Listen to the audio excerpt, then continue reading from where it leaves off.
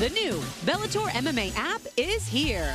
New look, new features, new fights. Watch live weigh-ins and prelims. Share your fight picks. Earn points and badges as you rank up to the heavyweight division. And stay up to date on events, rankings, and news. For all of the latest features, download the new Bellator MMA app. Available on the Apple Store and Google Play. Hey, Bellator Nation, follow us across a large array of digital platforms and stay up to date on everything you need to know. Like us on the Bellator Facebook page and see exclusive videos. Follow us and get instant updates on Twitter at Bellator MMA and get a chance to have your tweet live on the broadcast. See amazing pictures on Instagram at Bellator MMA. Join Bellator Nation today. After her brilliant upset victory, newly crowned champion Giuliana Velasquez defends her flyweight belt for the first time. There it is! When she takes on Dutch striking sensation Denise Miss Dynamite Kielholtz. Straight warrior. Miss Dynamite looking to detonate. Oh. It's a black belt battle for Bellator Gold. It's all over! Bellator MMA, live tonight on Showtime, where warriors rule.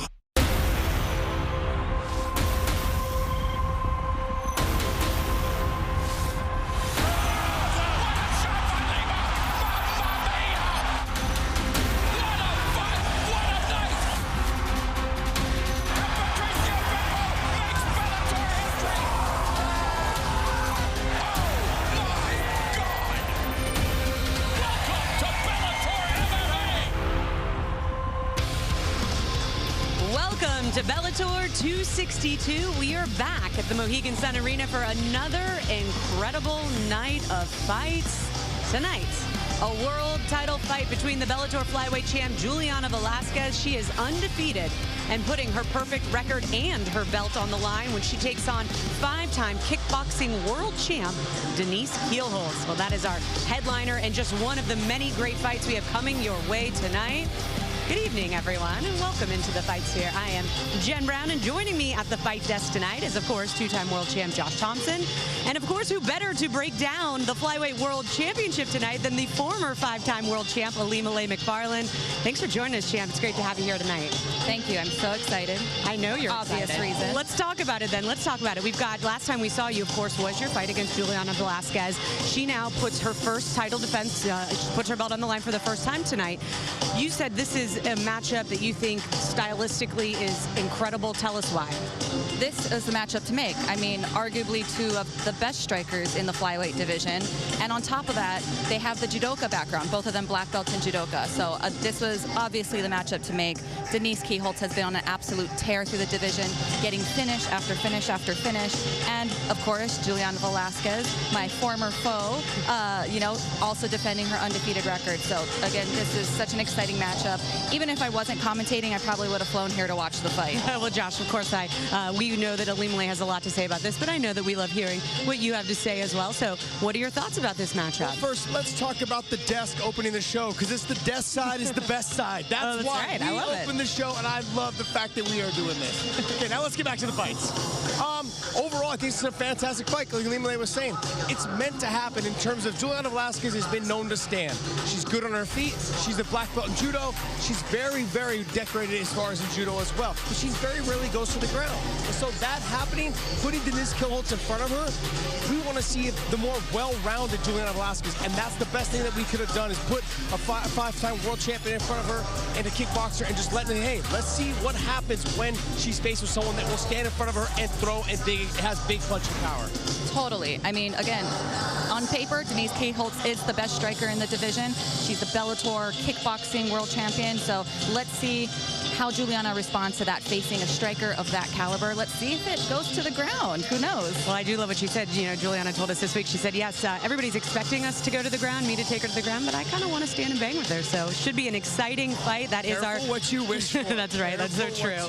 Well, that is our main event. It is coming up later on tonight at 9 Eastern, 6 Pacific on Showtime. But now let's kick off the night and head down cage side to Big John McCarthy and Sean Grandy. Sean. The desk side is the best side. How long do you think it took him to write that? A long, long time. Which it did not take Giuliana Velasquez to get to the top of the business and that world championship. John, you and I have spent the last couple of weeks, we've all been saying the same thing. Boy, is she going to stand up? Is she going to stand up? Maybe we're not really factoring in the fact that everything she's done to this point is working. Everything she's done, she's been dominant. She has dominated most of her fights. She has made her opponents fight the way she wanted the fight to go. But this is a different opponent. This is an opponent who, in the stand-up game, although she's shorter, she's got less reach. She's so good at getting in, so good at her combinations and not accepting damage when she comes out of that position. She is the best stand-up fighter that Giuliana Velasquez has ever faced. What did she have to change? Why is kickboxing striking different from MMA striking? What did she have to change? It's completely different. You're talking about different size of gloves. What you can defend with is different. Everything, and that's the impressive part about what Denise Kielholtz has done, is she has gone and taken all of that kickboxing knowledge. She put it to the side and learned how to be an MMA stand-up fighter and just incorporated all those techniques and skills that she's known for so long. We've been excited for a while about the main event, but coming up when we go on to Showtime Live at 9 o'clock Eastern Time, this is the full card, and we're going to see Matt Mitrione, whose name has been connected with that Fedor fight. He's on a losing streak. It's been well documented. An opportunity to go against his former wrestling coach in Terrell Fortune. Arlene Blenko, who fought Chris Cyborg in the title fight last time out. But you and I we had this sort of impromptu conversation. This is how well our partnership is going.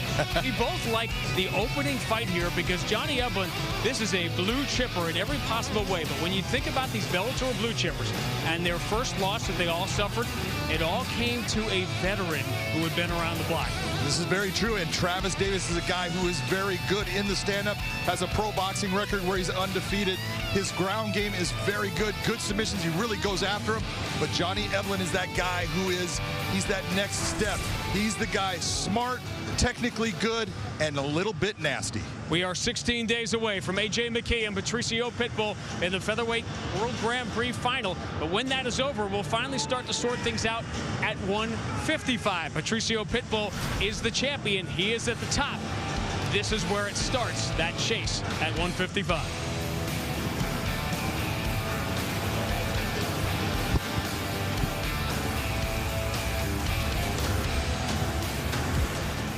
And now, ladies and gentlemen, we welcome this evening's first fighter, Nicholas Giulietti.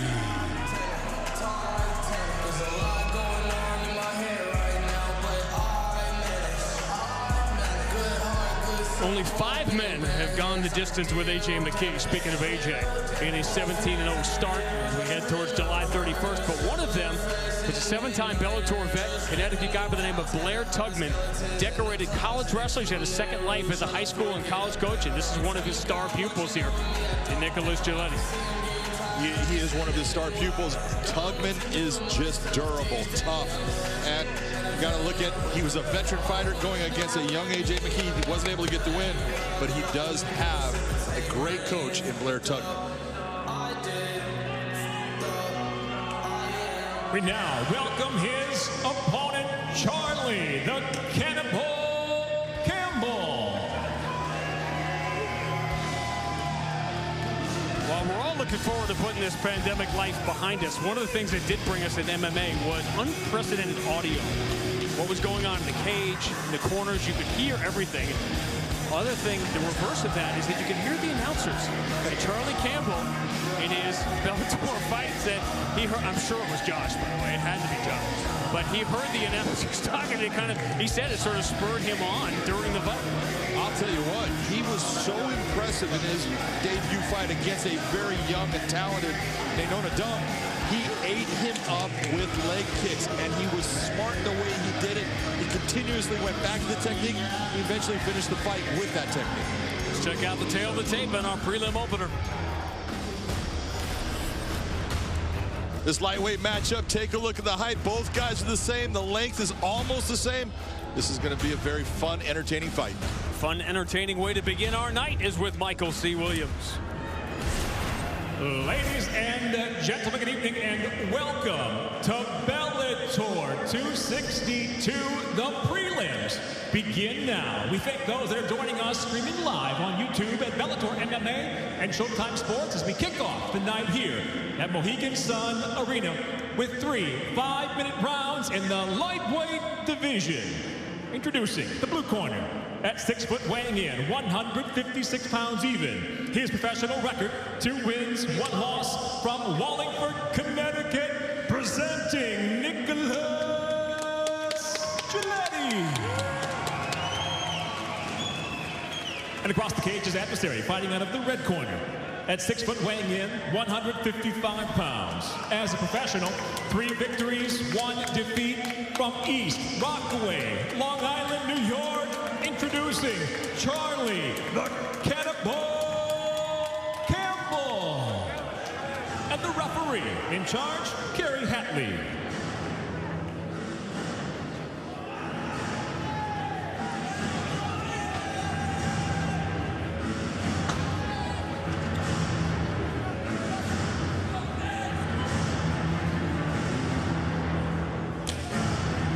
All right, gentlemen, let's get this thing started. You ready? Ready? Let's go to work. No glove touch. Not by Charlie. I mean, Charlie Campbell had that look. And I was going to ask you about fighters you see that are young, working their way up, and then all of a sudden they get into the big lights. Some are not affected by it, and some it's a completely different environment. Absolutely true. And the one thing that we saw out of Charlie Campbell, he came in against one of those blue chip prospects that everyone was talking about, you know, how special he was.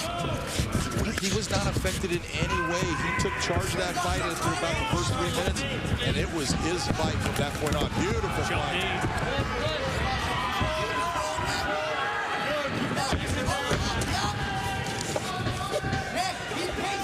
Talked about the wrestling. Nicholas really doing a great job with that underhook. He was bringing it very high. That's why he was able to leverage Charlie Campbell over. It does not have the sex appeal of striking, but the amount of things that go on in the fence that are hard to discern as they're happening. But so much of the fight is happening there. So very hard to discern, but it's so important and so difficult to do some of the things. What you're seeing right now, the ability for Nicholas right now to hold Charlie down, it is the use of that underhook. You can see Charlie with the overhook. That's not a position he wants to have his arm. He wants that underhook, and Nicholas is denying it right now. Writing down the word discern. I want to make a list of words Josh doesn't know. And at the end of the night on the on your podcast, you might want to get some more paper.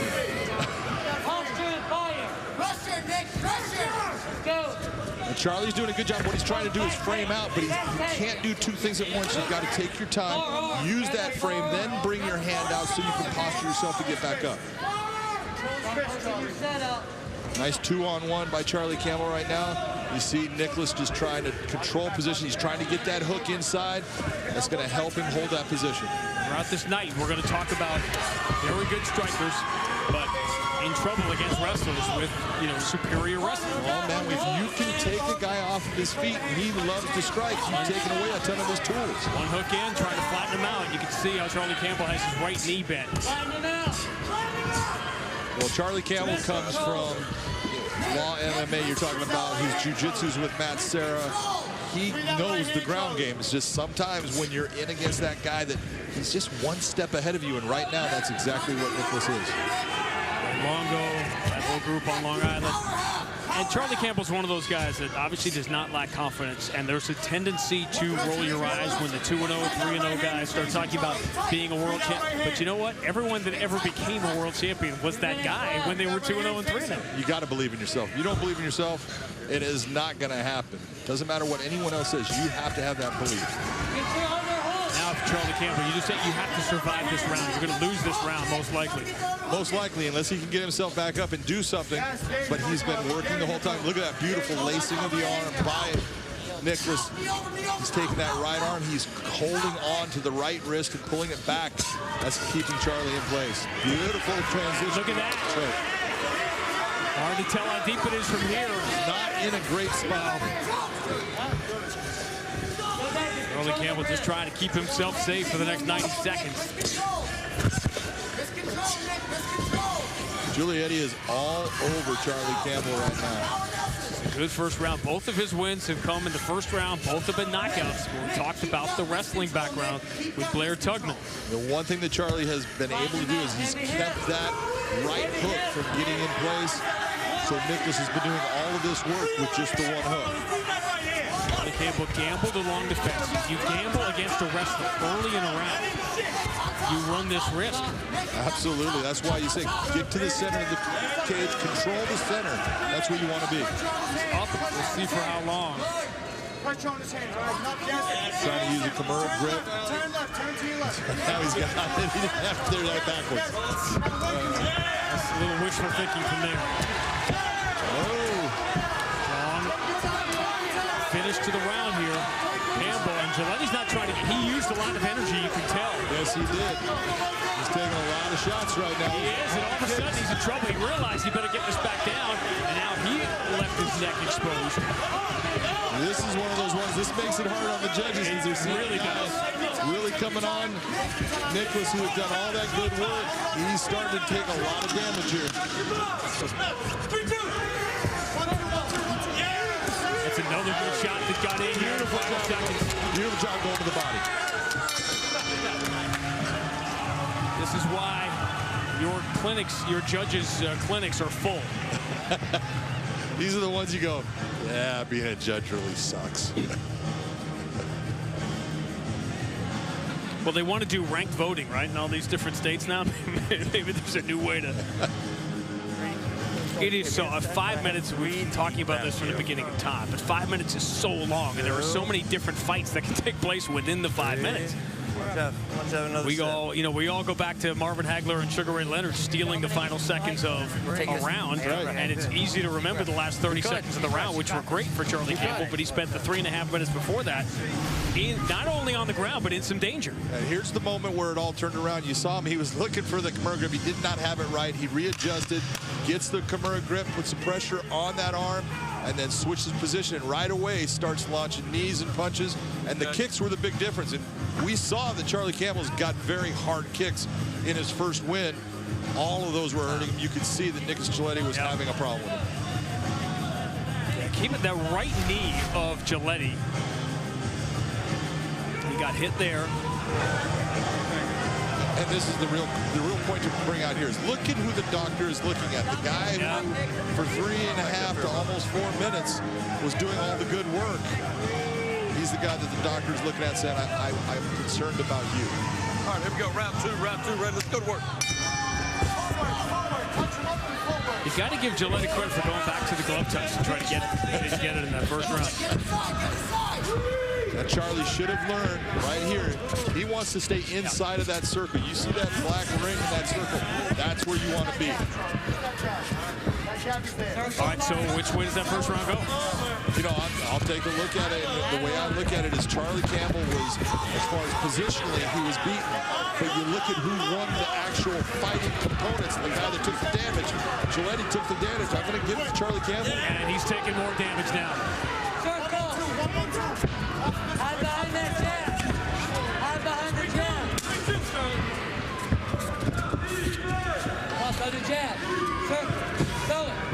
Campbell was able to get up 4 minutes after being down on the ground for 3.5 minutes. It was almost like Giulietti was a different guy. That was a nice outside single shot by Giulietti right there. But you can see, watch the hips coming around and shooting. All the way around. Man, good job of making him get up and then diving into him with the strikes. Giulietti has no interest, and he shouldn't have being on his feet. I'm not sure how much interest he has in being in this fight. He's hurt right now. That shot to the ribs with the knee, that did not feel good. This is not going to go on much longer. He's starting to shell up. He's playing the part of just being the punching bag right now. He needs to be active in the fight. Kerry Hadley's been looking for a while. It's done. And you can see this coming from the start of round two.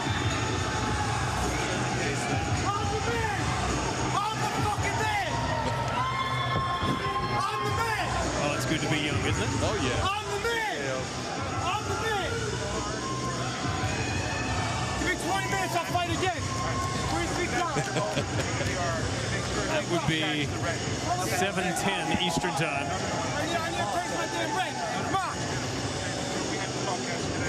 I'm the man. This is why Charlie Campbell is saying he's the man. Shots upstairs, but then he brings him down. Smart move to that left hook to the body. Hides the kick behind it to the leg. All of this smart, intelligent fighting. This is how you pick someone apart.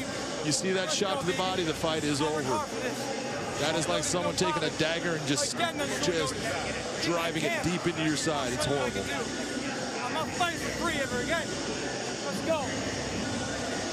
Good stoppage by Kerry Hadley. He was watching. He saw what we saw in those opening seconds. My time. Jake Paul, your girls are mine. Your posse's fake, Jake Paul. Your girls are mine. Give me an MMA fight, I won't even throw a kick. And there goes the internet. You said Charlie Campbell did not lack for confidence before this. Certainly does not now. He goes to 4-1 with his second round TKO. And certainly a learning opportunity as well for Charlie Campbell, who spent most of the first round on the ground. Let's have Michael C. Williams make it official. Ladies and gentlemen, inside the Bellator cage, referee Kerry Hadley steps in, waves off the contest due to strikes. Officially 1 minute, 30 seconds. Round number 2, the winner by TKO, Charlie the Cannibal Campbell. It's my time. Give me a damn contract. It's my time. Well, now the challenge for John McCarthy will be to see if he can get Charlie Campbell to come out of his shell. Charlie, I know that you're not real emotional in any way, okay? But I want to tell you that was a very impressive fight, but it was a story of 2 fights. He got you down early, and he had good positions on you. He tried for a rear naked choke. He was landing some good shots. You weathered the storm, and when you got up, you turned it on. Talk to me about what was going through your mind. I'll spend about 20 seconds or so on the previous fight because already it's in the past. I got to keep thinking about the future. Nick's a great fighter. He came out tough. I know how to stay composed. I train with the best team in the world. I'm prepared by the best 3 on fight week. That was nothing, man. That was nothing. No one could put me in a worried situation. Props to him for looking to do damage. That's where openings were made. In the past, I've seen guys just lay there and pull some BS shots just to prevent the breakup. He's a great fighter. But I'm looking forward to the future. Again, I'm here in the Bellator cage on very short notice. I fought here August last year. Fought a tough Noah Dung. Didn't get a call. Yeah, I did it maybe 2 or 3 times on a couple days' notice. No disrespect to the staff, all right, but so I went to the CFFC, great organization, gave me a great fight, another undefeated prospect. We put on a hell of a fight, and I'm here again now. Come on. It's not just me getting another chance, it's Bellator getting another shot at me. I'm ready for the big stage full time. I gotta fill my pocket and wallet with some money now. I like that. Let's talk about you for the 2nd time in a row. You proved your power. You proved that your kicks are strong. You proved you were smart and that you brought your shots from the head down to the body. When did you know that you had him? I supplement a lot of yoga training at Hot Yoga for You Raffles Center near my house, and I take a lot of pride in my mobility, flexibility. I got a great staff that works with me, and yeah, I can throw those kicks nonstop. It doesn't get tired to me. And when I start feinting them and faking them, guys shit their pants. I'll tell you what, beautiful win. Congratulations. I think that contract's coming. Ladies and gentlemen, your winner, Charlie the Cannibal. Let me make a few statements. Jake Paul, I'm coming. I believe he does hot yoga. I have trouble picturing the namaste. I gotta get up on the cage. Charlie Campbell goes to 4-1. Guys, that was memorable. Memorable is certainly a way to describe it. We're up here laughing. Hey, look, you know what, Josh? Limale, we talk about fighters when they get that opportunity to get on the mic, to have something to say. Charlie Campbell said a lot tonight. You can't let your moment pass you by, and I tell you, he gave a shameless plug to his yoga place. I love it. He called out who he wanted to fight in Jake Paul. He said, Bellator, I'm doing you a favor by signing with you guys. He did everything he was supposed to do. That was perfect.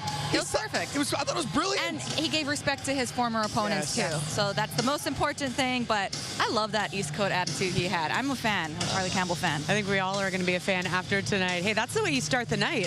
This is what we like here on Bellator. We've got some great matchups. They're coming your way later on tonight on Showtime at 9 Eastern, 6 Pacific. We've got a headliner, of course, the women's flyweight world title fight. But earlier in the night, we've got a women's featherweight feature bout. Now, we've got Arlene Blenko.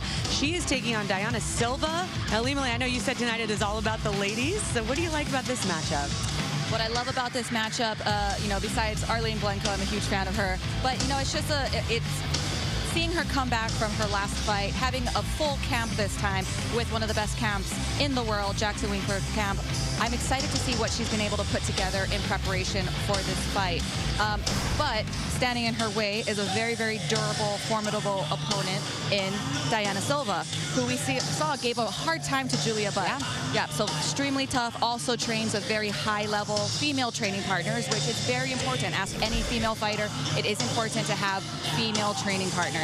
So this match is really interesting. I think it's going to be a banger because both of these ladies want to stand up. So I think it's going to be a barn burner. All right, we look forward to that one. Now, Josh, we also have a middleweight matchup between Johnny Eblen and Travis Davis. Now, you said that this is one that you're really looking forward to, so tell us why. Well, it's not even so much that I'm looking forward to it. I feel like it has the potential of being fight of the night. Okay. It may steal the show tonight because Johnny Eblen is undefeated. He trains with just stone cold killers out of American Top Team, and all of them are undefeated. If you look at all of their records, his other three training partners, sorry, all of them together, I think their record is now 50 or 51-0. That's how they are all undefeated, and they all fight here in Bellator. So for me, I feel like Johnny Eblen has everything to lose. He doesn't want to be the first one to lose in that group because they're going to kick him out of the group probably. But Travis Davis, great boxer, great on the feet, good kickboxer as well, great wrestler in terms of stuffing takedowns and keeping the fight on the feet. So when it really comes down to it, I'm going to see the two of these guys stand in the middle of the cage, and it comes down to whether Johnny Eblen's going to use his All-American style wrestling to get this fight to the ground. If he's able to do that, he'll have a successful night. But if Travis Davis is able to stop a takedown or two, that can start making Johnny second-guess his options and having to stand with him, and that may be dangerous, and we may be the ones of the beneficiaries of a fun fight. All right, we love fun fights. Well, two great breakdowns there for you guys. That's two exciting fights on our main card. But now, in our next matchup, Johnny Soto, he is taking on Adil Benjilany. Now, things got a little heated at the weigh-ins, and to break this one down, we're going to head across the pond to Bellator's London office and Gareth A. Davies. Adil Glory Boy Benjilany meets Johnny Phantom Soto at featherweight tonight in a classic matchup of striker versus grappler. Soto, 4-1 in his career, had a fine Bellator debut in May, defeating Weber Almeida with a smothering, suffocating ground game. Phantom will want to put that same game plan into action tonight against the Glory Boy. Benjilany, fighting out of Chicago by way of Rabat, Morocco, enjoyed 2 victories in Bellator before going on a 2-fight slide. He heavily favours the stand-up. He's a formidable striker and has an exciting and very technical style, developed when he was trained for stand-up wars back at home. Kickboxing and Muay Thai are huge in Morocco, he explained, but his focus is on becoming more rounded as a fighter. The key tonight will be whether or not Soto can ghost his way to the ground and control the action with his smothering skills. The beauty for Glory Boy, however, as we all know, is that every fight starts on the feet. All right, Gareth, and Adil Benjilany, that's some really interesting background in that striking. Couple of impressive young fighters at 145. Johnny Soto with a big upset last time out. And now we welcome to the cage Adil Glory Boy Benjilany.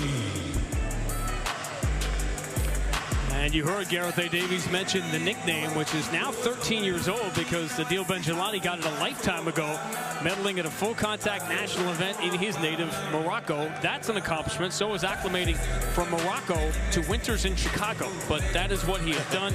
Throw in the Muay Thai, the kickboxing background, and a little dash of Rufus sport. And that's a dangerous striking combination right there. I'll tell you what, this guy has got incredible skill in the stand-up. He's got dangerous elbows, just beautiful, beautiful control of the cage in the stand-up area. And now we welcome Johnny Phantom Soto.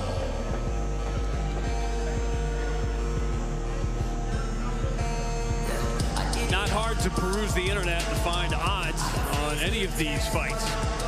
5-1 is a pretty big underdog. That's what Johnny Soto was when we saw him make his Bellator debut here on May the 7th. But we've seen the evolution of more and more younger fighters and what they're able to do on the ground was inconceivable 10, 15, 20 years ago.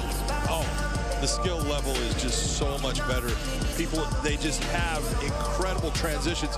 You look at what Johnny Soto did here. Weber Almeida, he knows what he's doing on the ground. Soto controlled position, dominant positions, huge ground and pound. Look at the elbow strikes he's landing. Put a lot of power behind those. Look at the posture. That brings power. This kid on the ground showed that he is dominant, and he needs to get this fight against Benjilany to the same place. Not much to choose from here on the tail of the tape, but two very different fighters.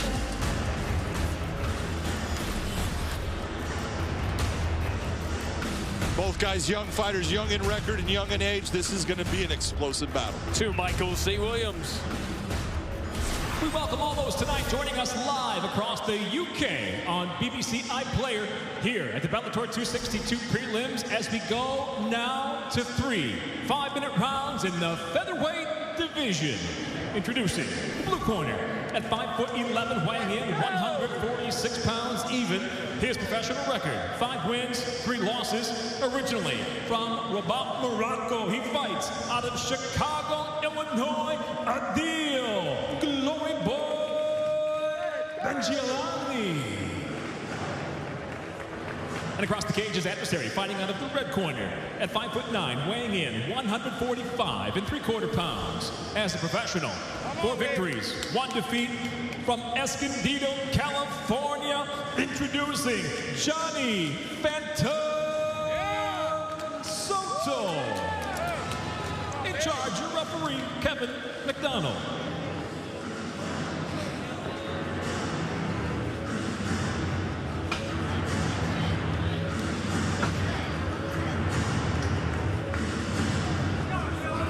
Ready to fight?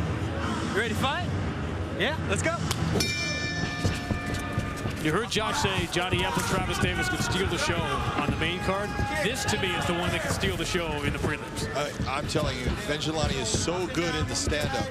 You know, and he's been against very good grapplers. He's had success like against Daniel Carey, and then he got submitted by Chris Lencioni. So this is Johnny Soto's chance to get this fight to the ground. He needs to get into the legs, into the body of Benjilany and take him out of his strong suit. You also heard Johnny Soto, Escondido, California. And Morgan Gracie could have gone anywhere in the U.S., but he went to Southern California. So that's where it all started.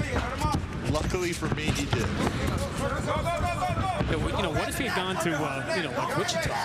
How would everything have been different?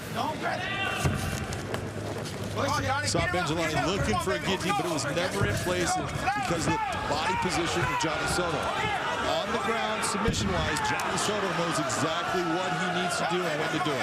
What is the only way you can defend that? You saw what we saw with Benjilany, just grab a hold. Yeah, once he's elevated you in that position, you just need to hold on, relax, and go with the throw. Don't worry about passing, Johnny.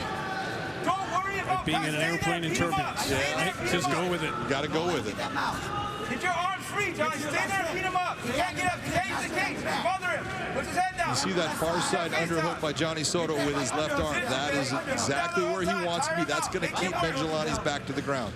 Don't try to submit him. Beat him up. Position. Position for your neck. Position. Downtown, Johnny. Yeah, hold downtown. Don't let him up. Don't let him up. Don't worry about passing, Johnny. Get your guard back. Now playing triangle. Get on the hips. There you go. There you go. You're fine. You're fine. Get on the hips. Get on the hips. Get up, Johnny. Nice elbow from underneath by Benjilany. Johnny Soto's corner was telling him, don't go for the submission. I want you to beat him up, which is not a bad idea because it wanted to slow him down. But anytime you have good position, you go for a submission. It's there. Don't ever let someone tell you not to do it. The other hand. Overhook. Put that head in his face. Make it work. It's all good. Bring him over here. It's hard in this time to not realize there's going to be fans back, whatever. The audio you're hearing now, the line is going to go away. Yeah. Both feet on the hips. Keep him down there, Johnny. I know a lot of people have gotten accustomed to it. It's opened up a whole lot. You know, for a lot of people, it opened up an entire new world of the fight game. Things that they've never heard or understood before. Nice job by Benjilany getting back to his feet. Soto, he needs to keep moving to his right. There we go. Nice job by Johnny Soto. All of that movement, you're looking, what did it get? It actually got Johnny Soto into that half guard position. Right underhook. Johnny, elbow. Right underhook. He's got great shoulder pressure right now. That arm, that right arm with that shoulder is putting a lot of pressure down on the neck and jaw area. What does it do? Why do you want that so bad? That's because once his head is pressed over the side, it makes him a weaker fighter. It controls his position. He cannot move. You control the head or you control the hips, you're controlling the fighter. Stay on top, Johnny. Stay on top. Get down. Stay there. There you go. Nice. Beautiful. Beautiful. Back guard. Beautiful job of stepping up. Second kick. Soto off balance.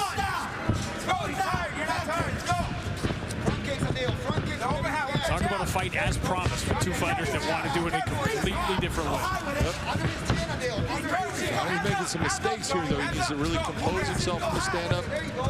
Use his hands to put him in a position to drop down and get into that takedown again. Beautiful. Beautiful. Beautiful. There you go. There you go. He needs to be really careful of those combinations. Benjilany is very good with his hands, and he's very good at hiding his kicks behind him. Draw him into your big step to the side. Remember. Punch him with his hand.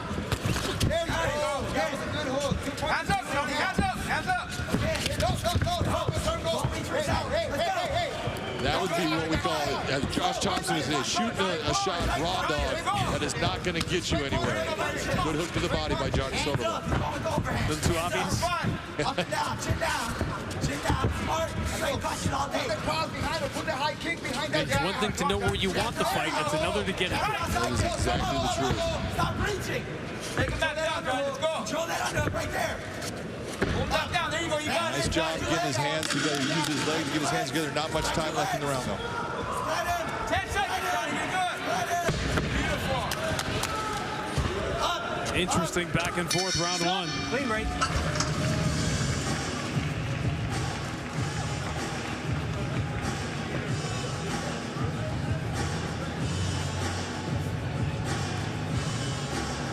Take it forward the right when you're throwing the overhand right, throw the left hook, okay?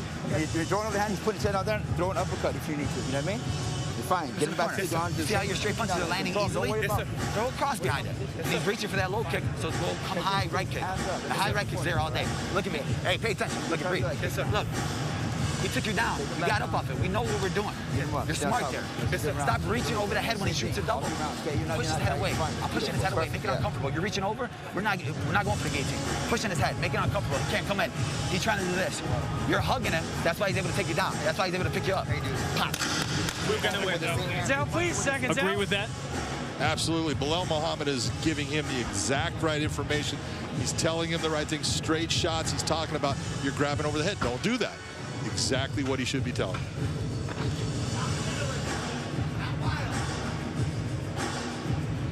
Round two. What is it with the glove touches? Well, one of them doesn't want Can't we all just get along? Up and down.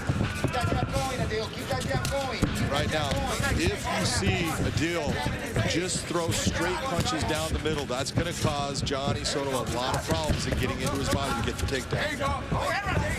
Like that. And off balance, he's been awkwardly trying to get inside, and he can't do it. There you go. Cross over the top. Come on top, Adil. Come on top. There you go. There you go. There you go. You're getting close. Come on top with the right hand. Right hand over the top.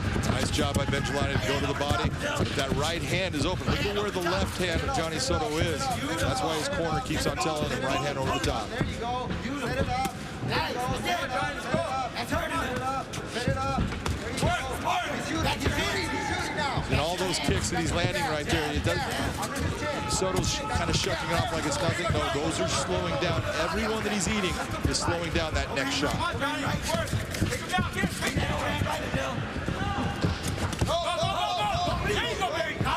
This is where it turned in round one. This is exactly what his coach, Bilal Muhammad, was talking about is don't grab, dig your underhook, and he still wasn't able to get that underhook. That's why Johnny Soto got him down. Look at the kick stats by Benjilany. 15 of 16 thrown. You can shake those off all you want.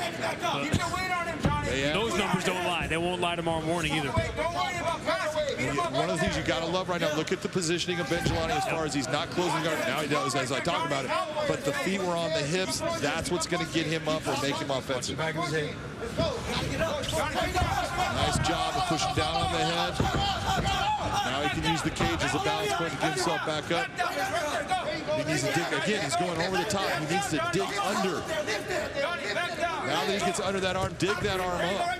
I don't want to let that go because that's something I had to learn, that logic would think that the legs being closed would make it, but it's not. You want them open. You need to have them open to be offensive. Nice job of getting out of that. Again, straight punches right now by Benjilany is what we should be seeing, because that's what's going to give Johnny Soto the most problems. Johnny throws a lot of winging shots from the outside. Straight shots are going to get there faster. There you go. Adjust it, Adil. Trust me. Beautiful. There you go. Adjust that right overhand. Adjust that right overhand. One more kick, Adil. There you go. Benjilany almost countering with the kicks. Right overhand. Stop. There you go. His numbers demonstrating Soto is not blocking or avoiding anything. He keeps on eating that overhand right that the corner of Benjilany's been talking about. Beautiful job of bringing those kicks in at the end. These kicks have to be adding up. A lot of energy being put out right now.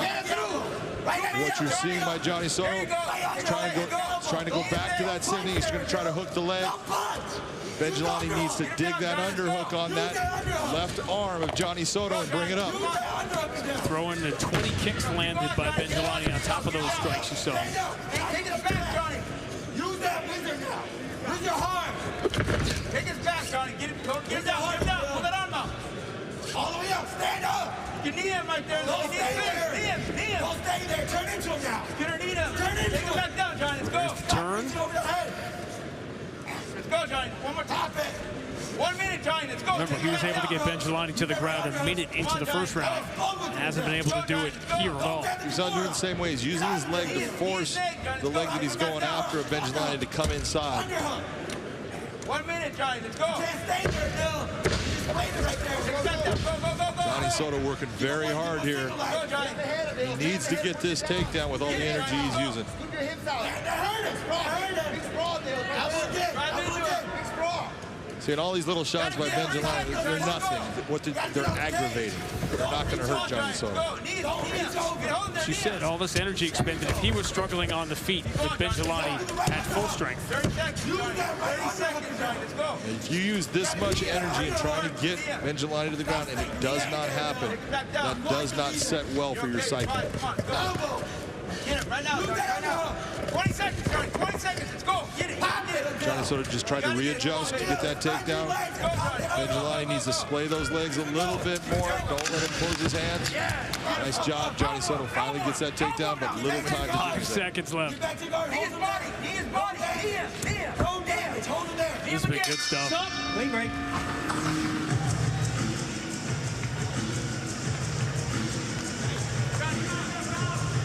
A lot going on in how this fight turned in round 2. Yep.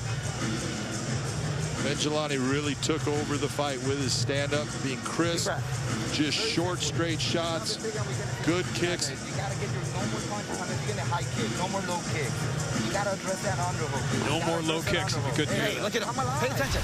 Hey. Here's the shots of Benjilany. Johnny Soto throws. You see the overhand right, and that's been there most of the night because Soto keeps that left hand so low. Benjilany then brings up the kick. Just glances off. This is going to be an interesting third round. I think the one who third round might be the whoever takes it takes the fight.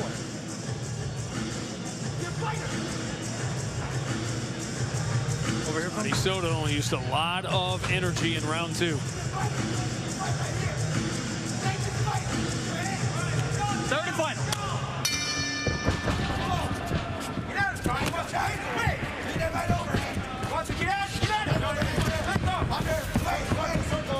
Needs to turn out. Every time he starts to drive, turn out.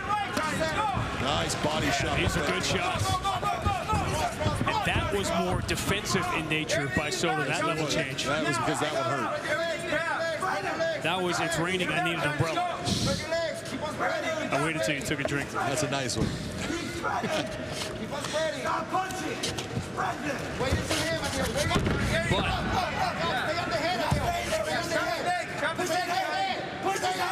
The first time he got him to the ground in the first round, he had him up in the air and basically put him where he wanted him, in the middle. Now along the fence, a lot harder to work. Johnny Soto has figured forward the legs of Benjilany. If he can keep those legs tight inside of his, Benjilany's got a there he's getting that leg free. He's got to get the leg free to be able to get back to his feet.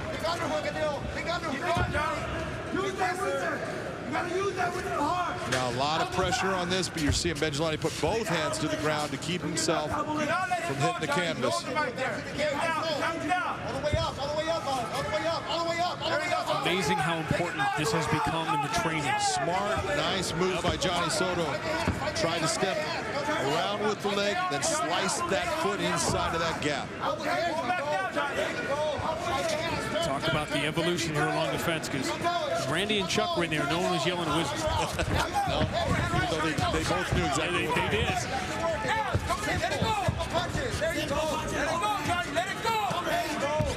That, right, what you just saw with Benjilany was he was not trying to knock him out. He's just trying to touch, and that's a smart fighter. And he's touching him a lot, as you can see. Now you see the results of 2.5 rounds of it. Soto's got to get out of this. Yeah, he's starting to set his feet. He's not moving. He's giving some head movement, but all of a sudden his feet are stopping, and then he's eating shots. It's just been much harder to get where he wants to go as this fight has gone on. You see his hands coming down that body. Take a look at those strikes, 11 of 34. Benjilany, only one strike landed right now for Johnny Soto.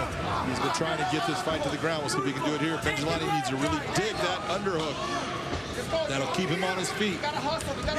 This is where you're looking at this now saying, why isn't he having the same success he had in the first round? Because he's eaten 30 leg kicks, and he spent that entire second round trying to drive him down. Yep.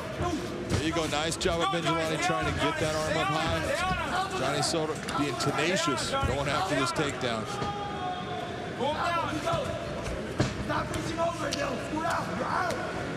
Let's go, Johnny. Let's go. You see right there, Benjilany made the basic mistake. He was splayed out. He was good. And then he takes the step and brings his legs together, giving Soto a chance at getting that takedown. Again, this is almost, again, defensive Kimura. You can't take me down if I'm annoying you with this attempt. Fascinating 95 seconds here now. Maybe last chance for Johnny Soto.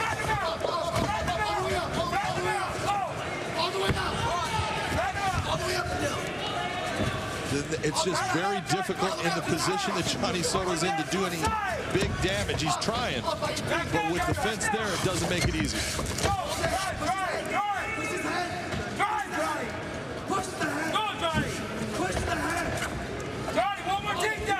And all that pressure, you see Benjilany putting down on Johnny Soto's head, that just drains energy out of you.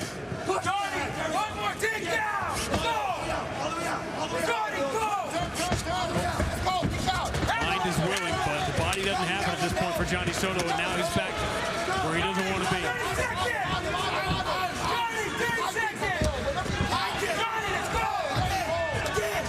Benjilany being smart, good body shot, brings the kicks up high, don't bring them down to the legs anymore. See, the real thing that you're seeing here, Benjilany is fighting, and Johnny Soto is grappling. He's not trying to do damage, he's trying to control his opponent's body. And in a game in which we are fascinated by the one-punch knockout, the head kick knockout, this is the accumulation of the leg kicks and all of the work you do early in the fight that renders your opponent almost helpless late in the fight. Yeah, basically ineffective.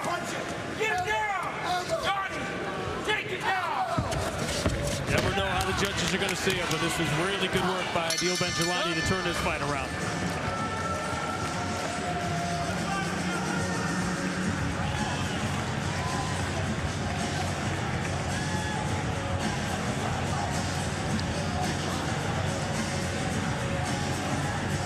These are two fighters you want to see again. Benjilany is so technically sharp on his feet. Yeah. He just needs to listen to that man and start believing his ability to wrestle. Watch these shots. Beautiful straight jab, body shot. All these little combinations. Not trying to throw a ton of power on him. Just touching his opponent. That's smart fighting by Benjilany. Johnny Soto trying to throw big shots a lot of the time. Just eats that left hand. That's the thing that made the difference in this fight. Johnny Soto took a lot of body shots, which shows what kind of good condition he was in, that he was able to stay in this fight, eating some of those body shots. Johnny Soto wanted this fight on the ground. He was hunting for that from the beginning. He got it in round one, but those strikes just accumulated.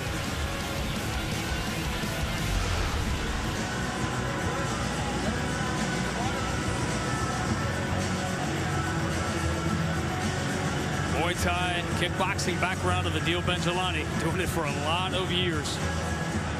2 continents.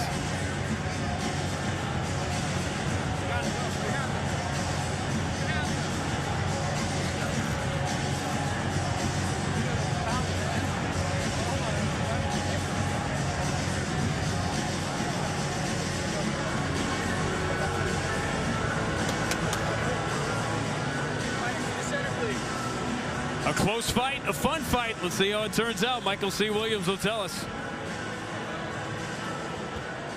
Ladies and gentlemen, having gone the distance, we'll go to your 3 judges at cage side.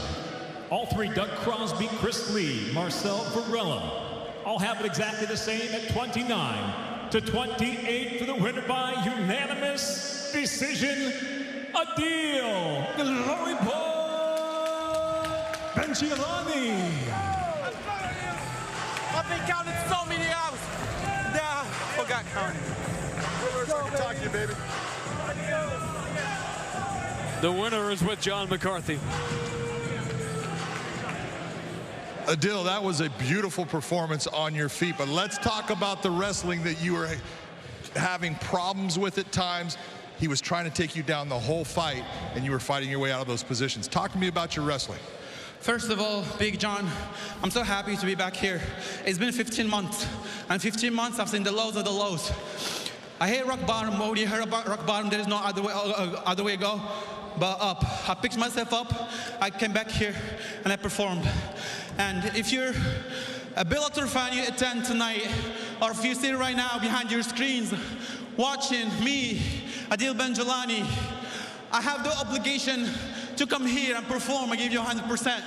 So I hope I delivered tonight. There's no doubt you delivered. Your performance was outstanding. Your stand-up was beautiful. You were landing beautiful combinations, hiding your kicks behind your hands all the time. But throughout the fight, to me, the difference in this fight was you were fighting to finish your opponent while he was fighting to grapple and control you. What was that doing to your psyche? First of all, the guy behind you, Bilal Muhammad, he's the best guy in the MMA world tonight with a 97% of defense, the takedown defense. I put on a lot of work with VFS back home, with Coach Mike and all my teammates and everybody back in Chicago, and all we do is wrestling every day. Coach Mike, he's the kind of coach that he will go out there and he would think about everything that could go wrong. I know coming here confident, I was so confident in my wrestling, my jiu-jitsu, and my striking, and there is no other way tonight. I was not gonna leave this Bellator cage, and it was gonna be my last fight, because by 2022, I'm coming to that top 10, God willing, inshallah. Sounds good to me. Congratulations on a beautiful win. Ladies and gentlemen, Adil Benjilany. An impressive young man and an impressive victory coming from behind to beat Johnny Soto. He goes to 6-3, another name to watch at 145. Striking was the difference. His boxing was the difference in this fight. Start of a very big weekend in that area here, Jen. on Showtime. Well, that's right, Sean. Tomorrow night, Showtime Championship Boxing delivers one of the most important fights of the year.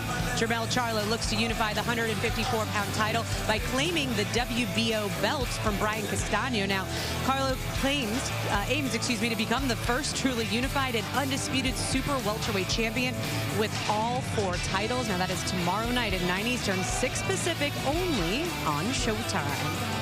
Well, right here and right now, Bellator 262 is underway tonight. The flyweight title is on the line. Giuliana Velasquez may be defending her belt for the first time, but she expects to be here for a long time. Now, Miss Dynamite, Denise Kielholtz, however, would prefer to blow up her spot and take the reins of champion.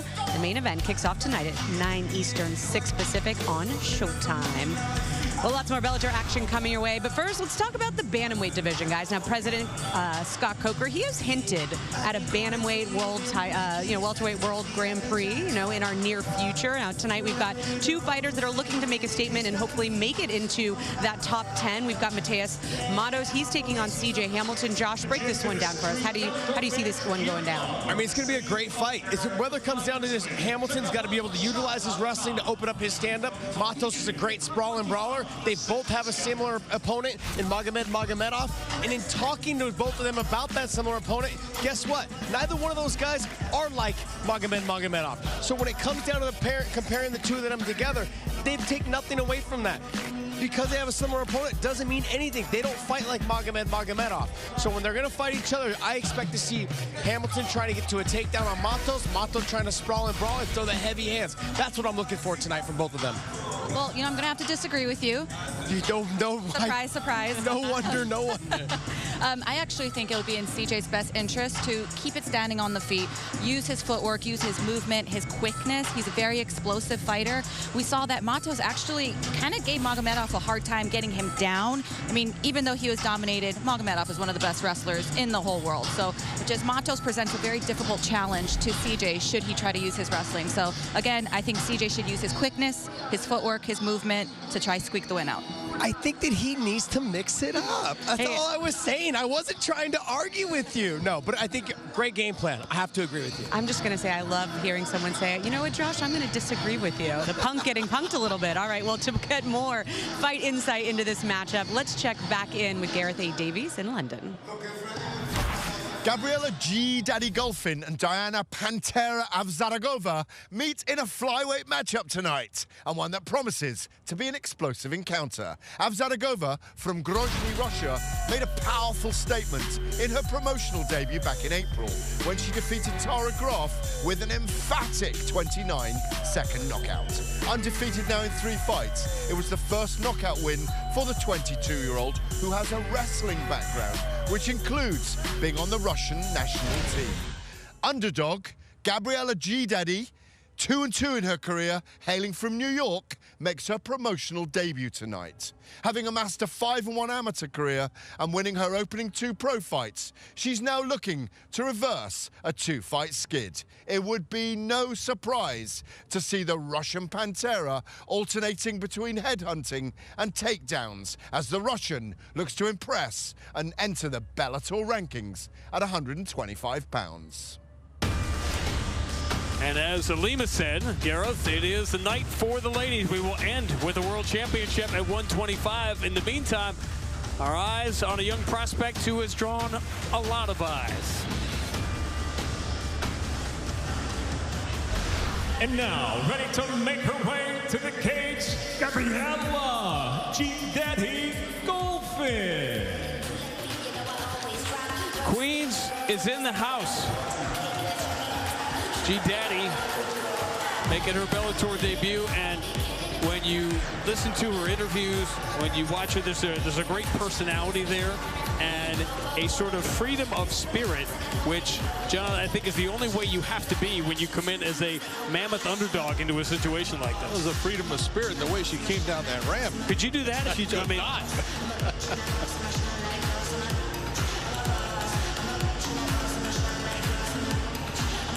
And now set to make her way, Diana Pantera Avzaragova. Diana Avzaragova And there, as we said, are a lot of eyeballs on her, and that is fine. But what we learned last time, John, is you can look, but you better look quick, because it might not last very long. And the funny thing about her knockout, and her devastating quick knockout, is, as you know full well, her wrestling is ridiculous. Her wrestling is dynamic, but look at that big right hand, and then look at those 2 shots to finish it up. That's what's so impressive. Yep. Look at the accuracy when she hit that right hand and then doubled it up. That was super impressive. If she can do that again, look out. Giuliana Velasquez, Denise Kielholtz, Lima Lay McFarland, Liz Carmouche, they're the president right now at 125. Are we looking at the future here? Well, we just saw that power that she has. She also has a reach advantage in this right now. This is going to be another shot at seeing how good Diana is. Tonight here inside Mohegan Sun Arena, the Bellator 262 Prelims now features 3 5-minute rounds in the flyweight division. Introducing the blue corner. At 5'4", weighing in 124.75 pounds. Her professional record, 2-2. She fights out of New York, New York, Gabriela Giulietti Golfin. And across the cage, her adversary fights out of the red corner. At 5'7", weighing in 126 pounds even, just off a KO victory. In her Bellator debut, she enters undefeated at 3-0. She hails from Grozny, Russia, presenting Diana Pantera Asurabova. And the referee in charge, Kevin McDonald.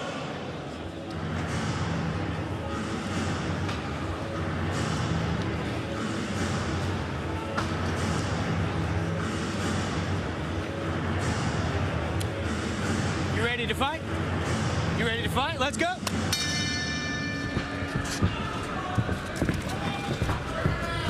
Saragova, her training is in freestyle wrestling. That is what she says is her pace.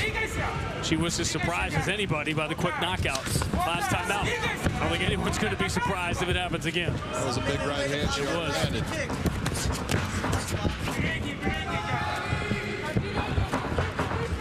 When you see a fighter for the first time, what is the very first thing you're looking for? Really, what I look for is just their composure in the fight. Are they starting to get overwhelmed by the lights? Are they overwhelmed by just the atmosphere that they're in? Or are they looking like they're comfortable, they're okay, they're breathing normal? That's all the elements that you're looking for to say, okay, you know where you're at, you know what you're doing, let's see how you handle this now.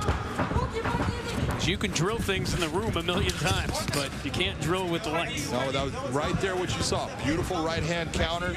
She allowed Golfin to come in, lands the counter strike, and she's not looking to be this wrestling heavy person. She is out there to strike, and she has that background in wrestling that she can go to at any time.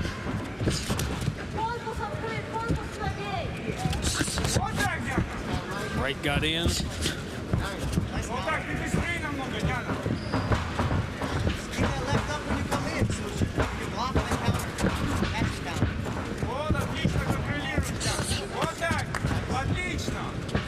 Зажми ее к сетке ногами.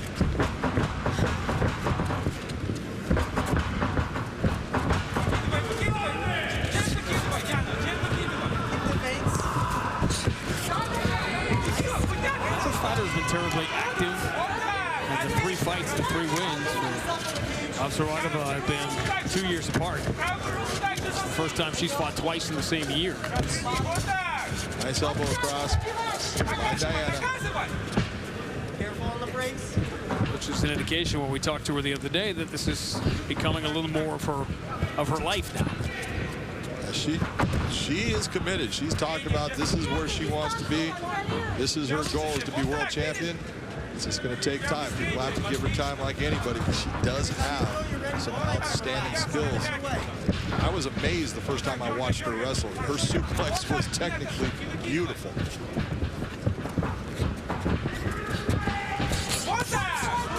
Again, nice right hand followed with the combination. Golfin just a little bit off, and she's not able to close that distance to get her strikes right now to be landing. Heavy bags don't move. That was a nice kick. Nice body shot by Golfin.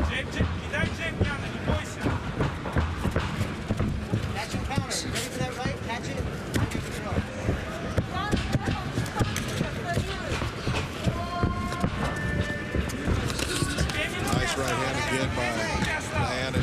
Landed that cleanly. Quick, she's in and out so fast.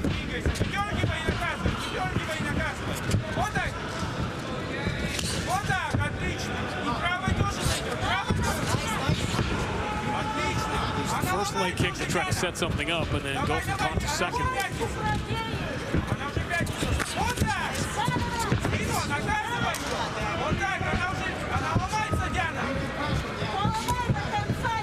Golfin twice now has looked for that takedown, and neither one has even come close.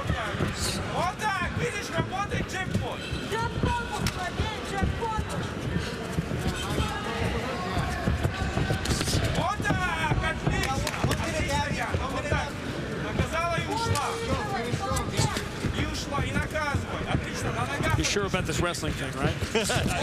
I would tell you from what I've seen in MMA, no question. She doesn't wrestle at all. It's so funny where you see someone coming from a wrestling background, they start to learn the striking arts, and they just fall in love with that and forget all about the other stuff they've done their whole life. That's going to be a big theme tonight. Talking about guys like Terrell Fortune. And in the main event, Giuliana Velasquez. That is the... we had $1 million fight coming up on July 31st on Showtime between Patricio Pitbull and A.J. McKee. The $1 million question tonight is how is Giuliana Velasquez going to try to defend her title for the first time? Yes, a Hall of Fame caliber striker.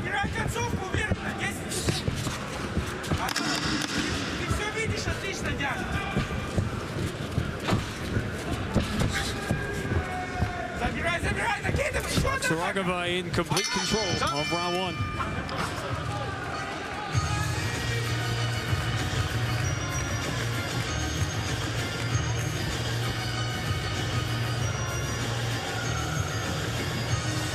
That was good, but you got to be last. So she has a long right hand. You got to counter that right hand. Even if she hits you, you got to hit back. I want you to be first and last.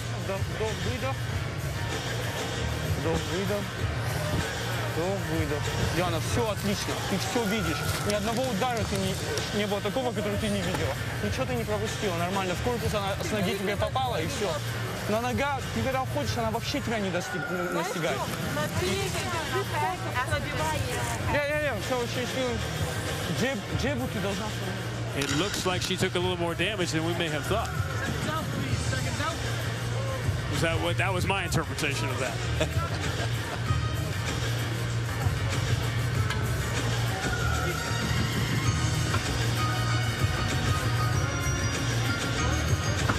Saw Kevin McDonald stick his head in and very close. Yeah, she's fine. She's fine. Round two. Of all your years going into the corner, did you ever have a trainer tell you the truth? Once? Yeah, no, that's not their job. He's fine. His ear is on the ground. He's fine. He's got another one. One time I did go in the corner and told the fighter, hey man, I need to see more from you. And this corner says, John, it's a long fight. Give him a chance. Okay, you're right. Put in my place again. It's not exactly a Newt Rockney speech for your fighter, though.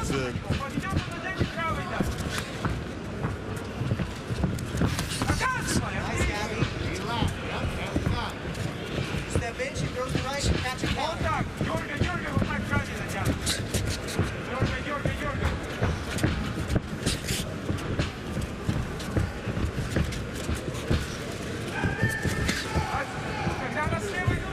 Where does evolution, where is it most apparent in a fighter in fight 4 that you might, something they may not have that they're going to have in fight 8, fight 9, fight 10? Oh, what you're going to see is their ability to transition from one skill set into the next, and the way that just like you just saw in the last fight with Benjilany, the way he went up and down when he was throwing his strikes. That's the kind of thing that you're looking for. A lot of times in the beginning, fighters tend to be one-dimensional. They'll go to the body, but that's all they'll do for that section. Or they'll go to the head, usually going to the head. So it's just a matter of time. It's like anything, it's a skill set you're learning. Nice shot by Golfin there on the end of the counter.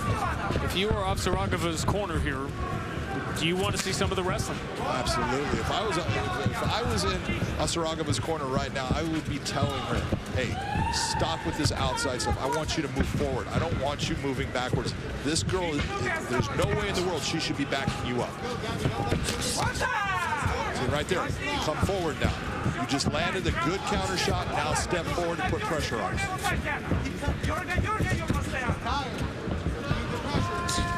Coming in, blocking that right, throw your power. Be ready to block the right. She's got a beautiful counter right hand, and she's landed it pretty consistently throughout the fight.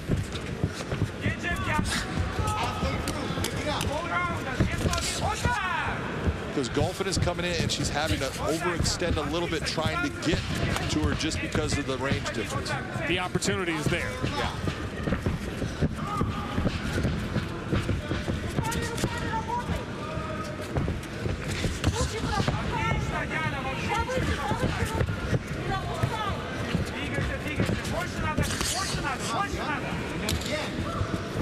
One of the things that you'd like to see out of Diana right now is she's throwing all those hands. Again, hide your kicks. Bring a kick down in there near the end of that combination. Finish it off. Not a whole lot of kicks coming out of her. A lot of kicks coming out of Golfin. Gabby Golfin, yeah, no question. She's landed a bunch of them, more here in the second round. Oh, no doubt about it. It's a closer round. That was a nice clean right hand landed by Diana. Again, it's all one and done.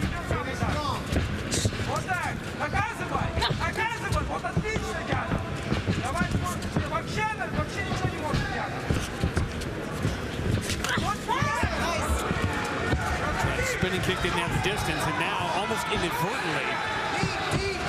But not trying to. Yeah, she did. She wanted out of it. Just trying to exit out.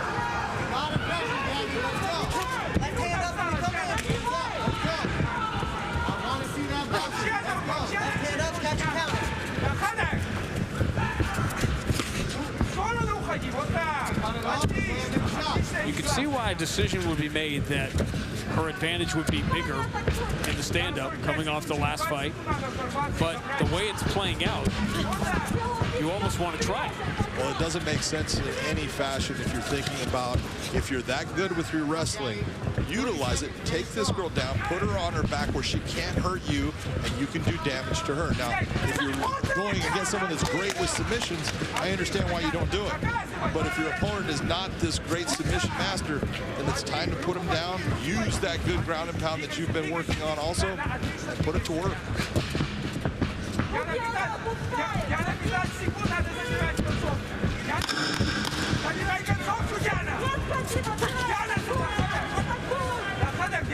A conservative 10 minutes, certainly, for the favorite, with a strong finish here in round two.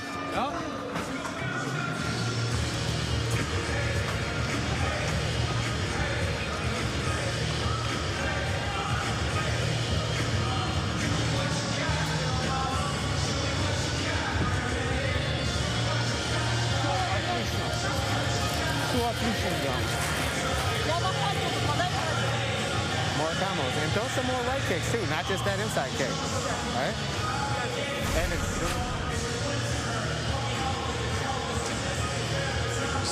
Spinning kick actually ended up being almost a spinning back fist with the forearm. That's what ended up blooding the nose of Gabriela Golfin. Go back. More than just one Even when she got her up against the fence, there was the opportunity there to change the trajectory of the fight. And it's a very clear, deliberate choice not to do it.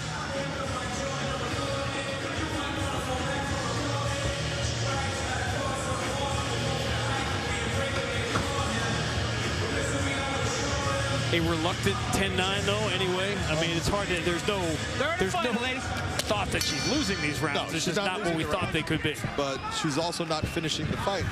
Your goal as a fighter should be to finish the fight. Nice combination.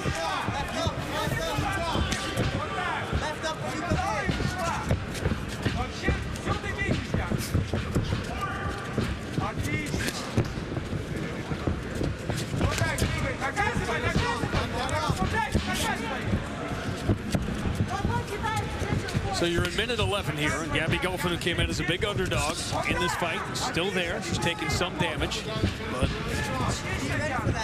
how does she change the fight? Gabby Golfin needs to quit following her. Right now, she's the one coming forward. There you go. See how she stepped off to the side and cut off that movement?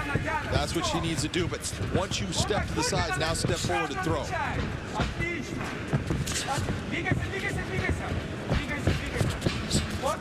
She had an amazing first round knockout last time out. What we saw is as we head towards this fight with AJ McKee in 15 days, it got to the point when AJ got to 3-0, 4-0, you'd be disappointed if there wasn't something super spectacular and you were sort of the victim of your own hype and your own undefeated record. Yeah. And there's no doubt, and it's one of the things is once you start getting those knockouts and you want to repeat it, and when all of a sudden it doesn't come, then you start to get frustrated in your fight. You don't fight well. That was a nice round. Best exchange. That time, she stayed in the pocket to get the extra shot in. Remember, this is a 22-year-old fighter in her fourth professional fight.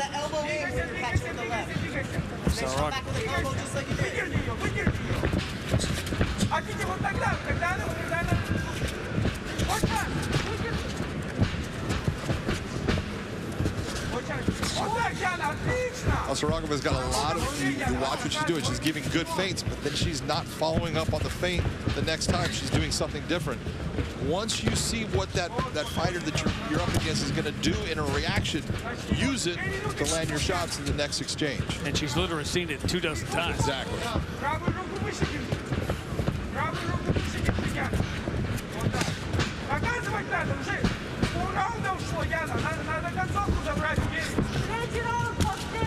One thing that Gabby Golfin has been successful with is her kicks for the most part. She's been on target. She's been able to land a lot of them. That's been her most successful tool for this entire fight. Yeah, let's go. Add the hand. See, right there, what you just saw from Gabby Golfin was she ended up cutting off the cage and then forced her into the kick with that smart fighting. That's what you're looking for. She's going that way. Let me cut you off, and she can take another step. I'm going to bring the kick. You run into her.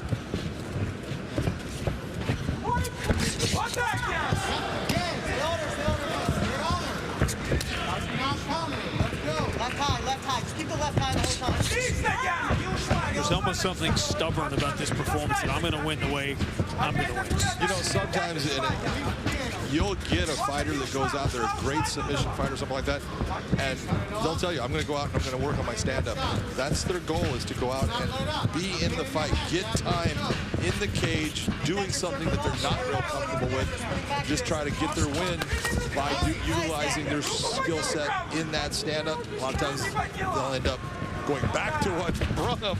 But right now you see that Saragova, she's just committed to the stand-up. She has not attempted one takedown this entire fight. Keep the pressure. A minute to go, Gabby. 1 minute left, Gabby. Keep the pressure. Keep the hands out. Ready to the right. Gabby Golfin's landed a lot. They haven't had the same damage. As you can see, look at the left leg to Saragova. She's got a lot of damage to it. Those kicks have added up.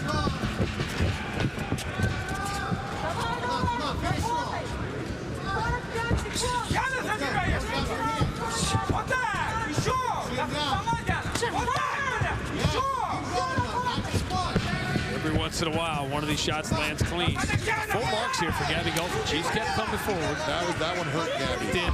You see that right hand, it was short, it landed inside on her, it stung her. Saragova should have seen that she actually hurt Gabby. See, for all 15 minutes, either she couldn't read her or just chose not to be aggressive. There were opportunities missed. As many of these shots landed. It will be the judges that decide.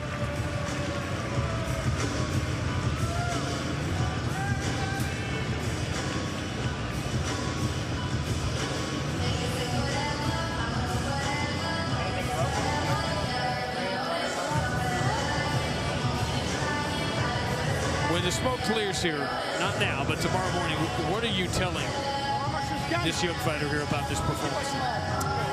Yeah, you're telling her, hey, you went out there, you performed, you fought hard, and she did. But you didn't do the things that you needed to do to finish a fighter that you should have finished. You can take a look at some of the strikes, the kicks by Gabby, and then the punches by Saragova. She was utilizing that right hand. This is where that elbow, that forearm hit. That's what bloodied up Gabby's nose a little bit. But she was very successful with the right hand. Look at that right hand counter right there. Comes back with a combination.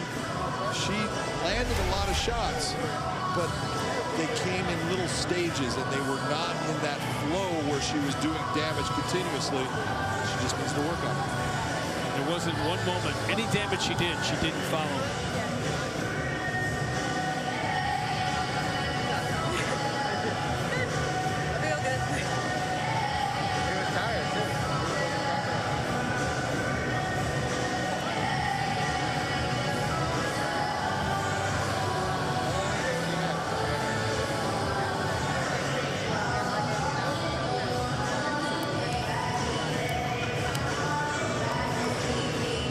What's the longest you ever had to wait for a decision? I would say that actually about 10 minutes.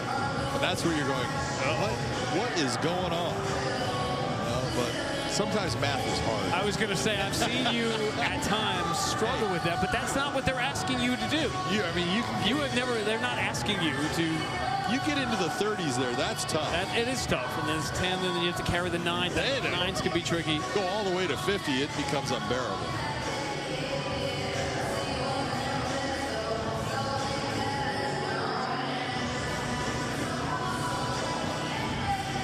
Guy who has our answer, who has no trouble with math, is Michael C. Williams.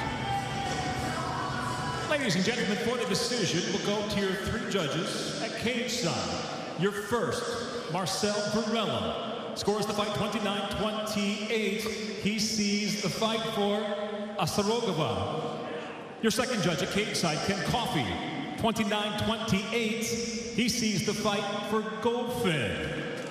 Your third and final judge at cage side, Michael Murtha, scores the fight 29-28. He sees it for the winner by split decision, Diana Pantera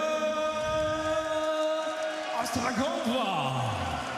And you could feel the weight on her shoulders and then off her shoulders as Gabby Goldfin and one judge go 29-28 in her favor, and that's the danger of fighting the way she fought. Exactly, that's the danger of not using all of the skill sets that you've acquired.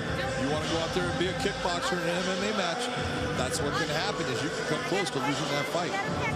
To Jen Brown we go. Well, thanks, Sean. Hey, if you guys want to catch up on past fights 24/7, you can do that now on our Bellator Pluto TV channel. No passwords, no payments. Just drop in and enjoy the show.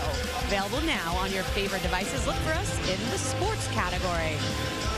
All right, let's talk about our co-main event we've got coming up. We've got veteran fighter Matt Mitrione. He is taking on Tyrell Fortune.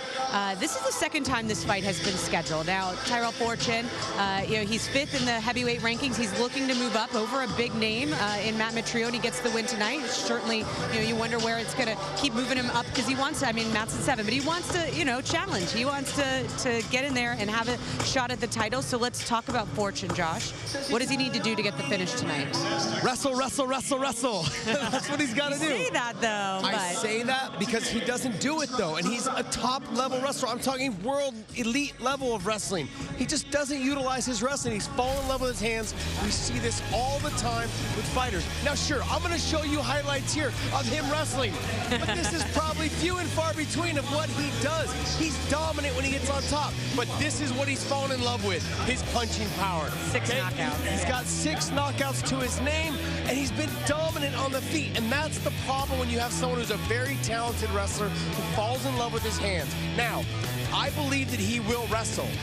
But I want to know, can he wrestle for 15 minutes hard if he has to? He may not have to, Elimele.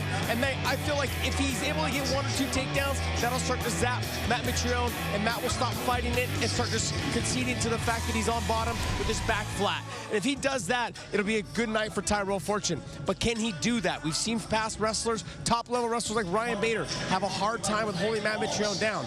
But is that the same Matt Mitrione we're going to get tonight? Obviously, Mitrione has the dogfight in him.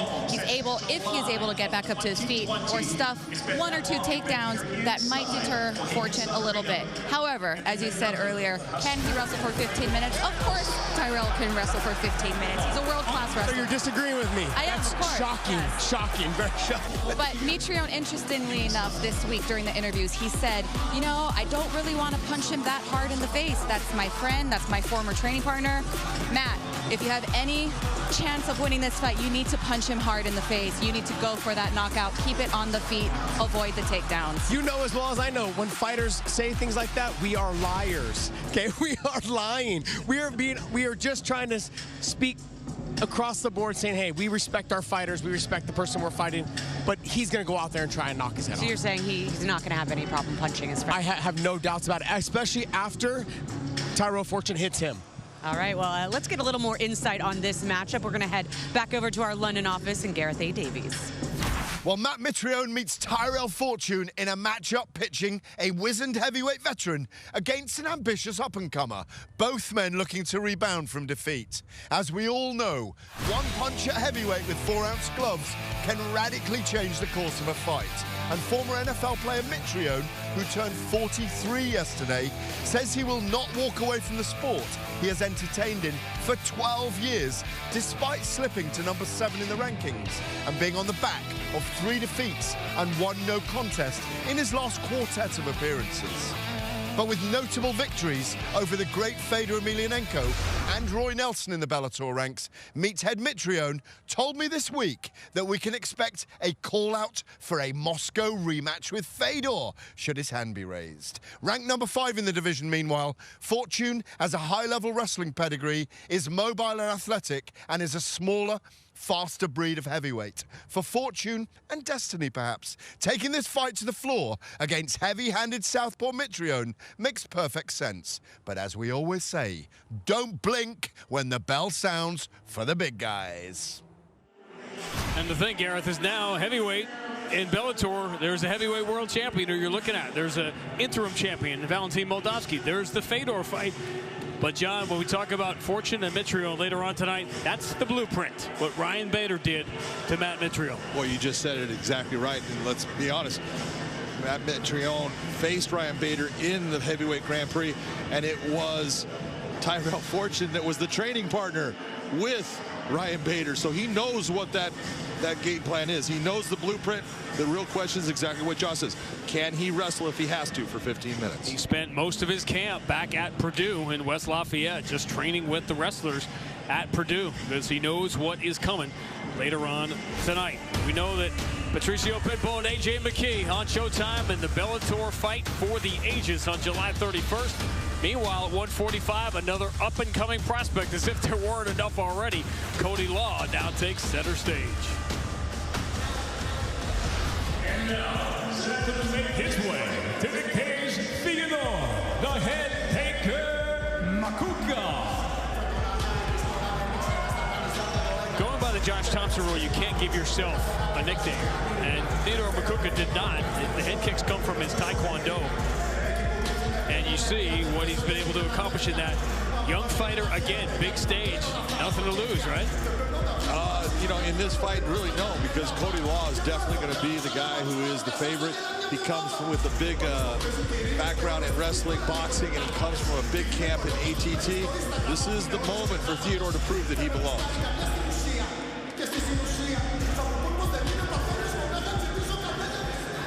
And now set to make his way, Cody Law. This run that our Kid Top Team is on in Bellator is pretty absurd. As you said, there wasn't going to be any math, but now we're into the 50s with this winning streak before all their products. And here is the latest in Cody Law, state wrestling champion in Pennsylvania, stopping Penn State before arriving and winning a national championship at Division II Johnstown. And you know, we talk about Mike Brown and King Mo. We don't talk nearly enough about Steve Bacco and the wrestling that goes on. We've talked so much about MMA evolving. Where has wrestling evolved among high school, college level in the U.S. over the last 5-10 years that we're seeing so many of these elite? Well, you're watching a guy, Cody Law. He just had a Darce choke. You're watching ground and pound here. This is a guy that has wrestled his whole life, and he is a good wrestler. And wrestling has only gotten better based upon MMA. MMA has highlighted how good wrestling is as a martial art. It's been beneficial for wrestling that MMA has come into prominence, and guys like Cody Law are here to show you that it's not going to change. Let's check out the tail of the tape. Our tail of the tape for this featherweight matchup right there. 3-0, 1-0. Someone's always got to go. Well, you know that rhymed? Oh, that's pretty good, huh? To Michael C. Williams. Tonight here, Mohegan Sun Arena, the Bellator 262 prelims now feature featherweights inside the cage set for 3 5-minute rounds as we introduce the blue corner.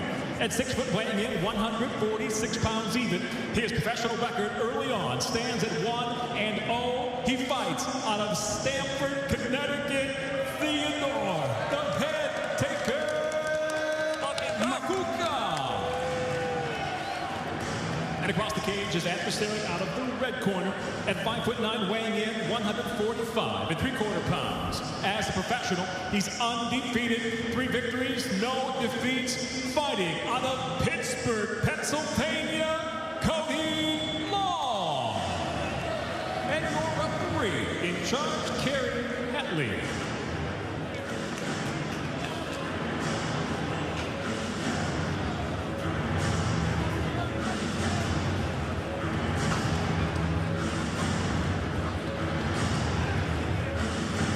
Jimmy, that's where your hard work pays off. Ready, let's go for it.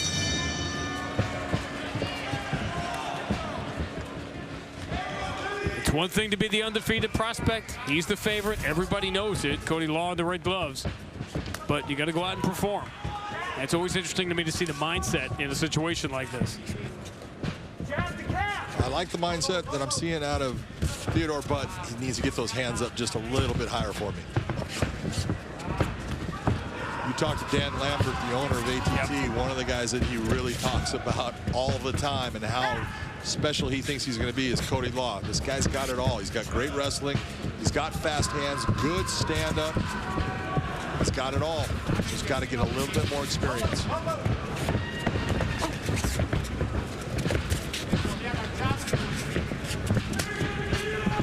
That was a hard check. That hurt. Nice right hand by Cody Law. Seen plenty of that this week.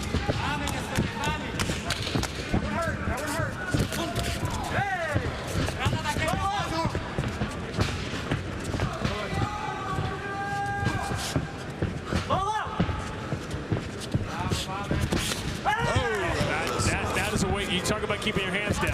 All right, well.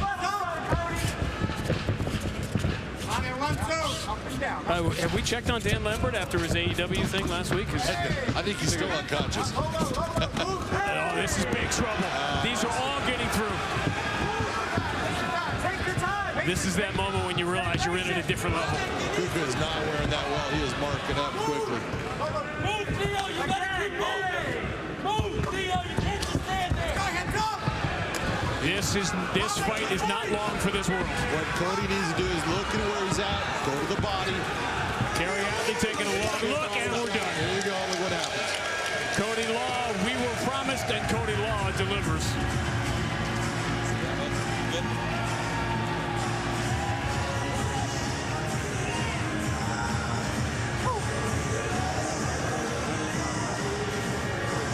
Let's go, baby. All day.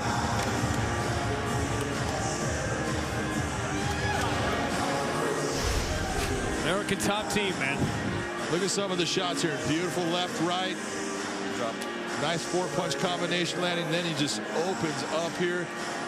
You see Makuga trying to fight back. It was when Cody decided, oh, let me go downstairs, things started to really close the door for Makuga. And again, we're going to remember those devastating shots along the fence. You talked about the check kick earlier, and then a leg kick to Cody Law hit, and all of a sudden, you don't even have a base to defend yourself. When you saw after that checked kick by Law, he never threw another kick. So when you check a kick like that, it hurts the guy throwing it more than it does the guy receiving. There's a problem. Nice job of going to the body. Cody Law being impressive. Unofficial punches thrown in the fight. Landed 23 low. Here we go, bud. Cody Law goes to 4-0 and doesn't get paid by the hour tonight. Good job. Michael C. Williams will make it official. Ladies and gentlemen, inside the Bellator cage, it comes to an end. 1 minute, 54 seconds into round number 1. The winner by TKO, still undefeated, Cody Law. Cody Law's hashtag, after a couple of fights in which he felt he didn't go all out, was leave no doubt. Tonight, he leaves no doubt. Undefeated, 4-0, he's with John McCarthy. Yeah, give that nasty thing over to Mike there. That's beautiful. Cody, that was what we call pitching a shutout. 23 strikes to none. You went out there. You don't get paid by the hour, so you went out there to finish that fight. Talk to me about what you were thinking as you were throwing those shots. Yeah, I was just thinking, be patient, choose my spots wisely. You know, all week I've been writing down first round KO at 1 minute, 10 seconds. So I don't know where that was, but that's what I was shooting for. Might have been pretty close. Let's talk about the movement that you had. He was pressing you very hard. He was coming after you, and you were landing a lot of good shots. That check kick, he threw a kick, and you checked it, seemed to take all of that kicking out of his game. Yeah, we work on that a lot. You know, the calf kick's getting big, so working on turning that knee out and being patient, you know. Coach Mike Brown talking to me about being patient. All the best fighters in the world are patient. Working on being patient, let him show his cards, chop the legs. 4-0 now in the Bellator cage as a featherweight. Who do you have your eye on? Who would you like to meet next in this cage? Whoever's next. Doesn't matter to you. Whoever wants it next. I'm ready to fight soon again. Sounds good to me. Ladies and gentlemen, outstanding victory, Mr. Cody Law. Cody Law talking about the check kick. His training partner, Dustin Poirier, had one of those last week. That worked out pretty well also. He goes to 4-0. American Top Team continues to roll. Pretty impressive performance by Cody Law. Bellator prelims roll on from Mohegan Sun, going heavyweight. Coming up next with a couple of interesting fighters, including a young prospect you may have not seen yet in Syed Soto.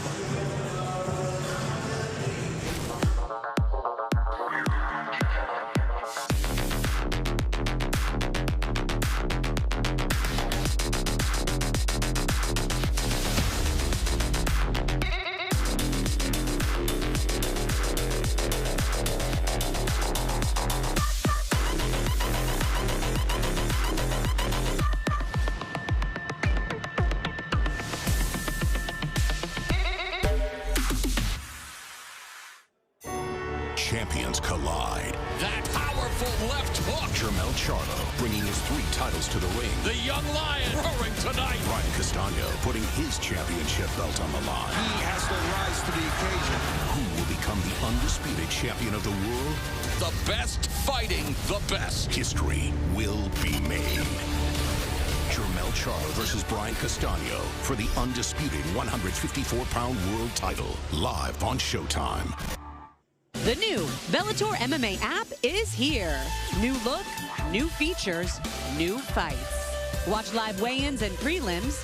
Share your fight picks. Earn points and badges as you rank up to the heavyweight division. And stay up to date on events, rankings, and news.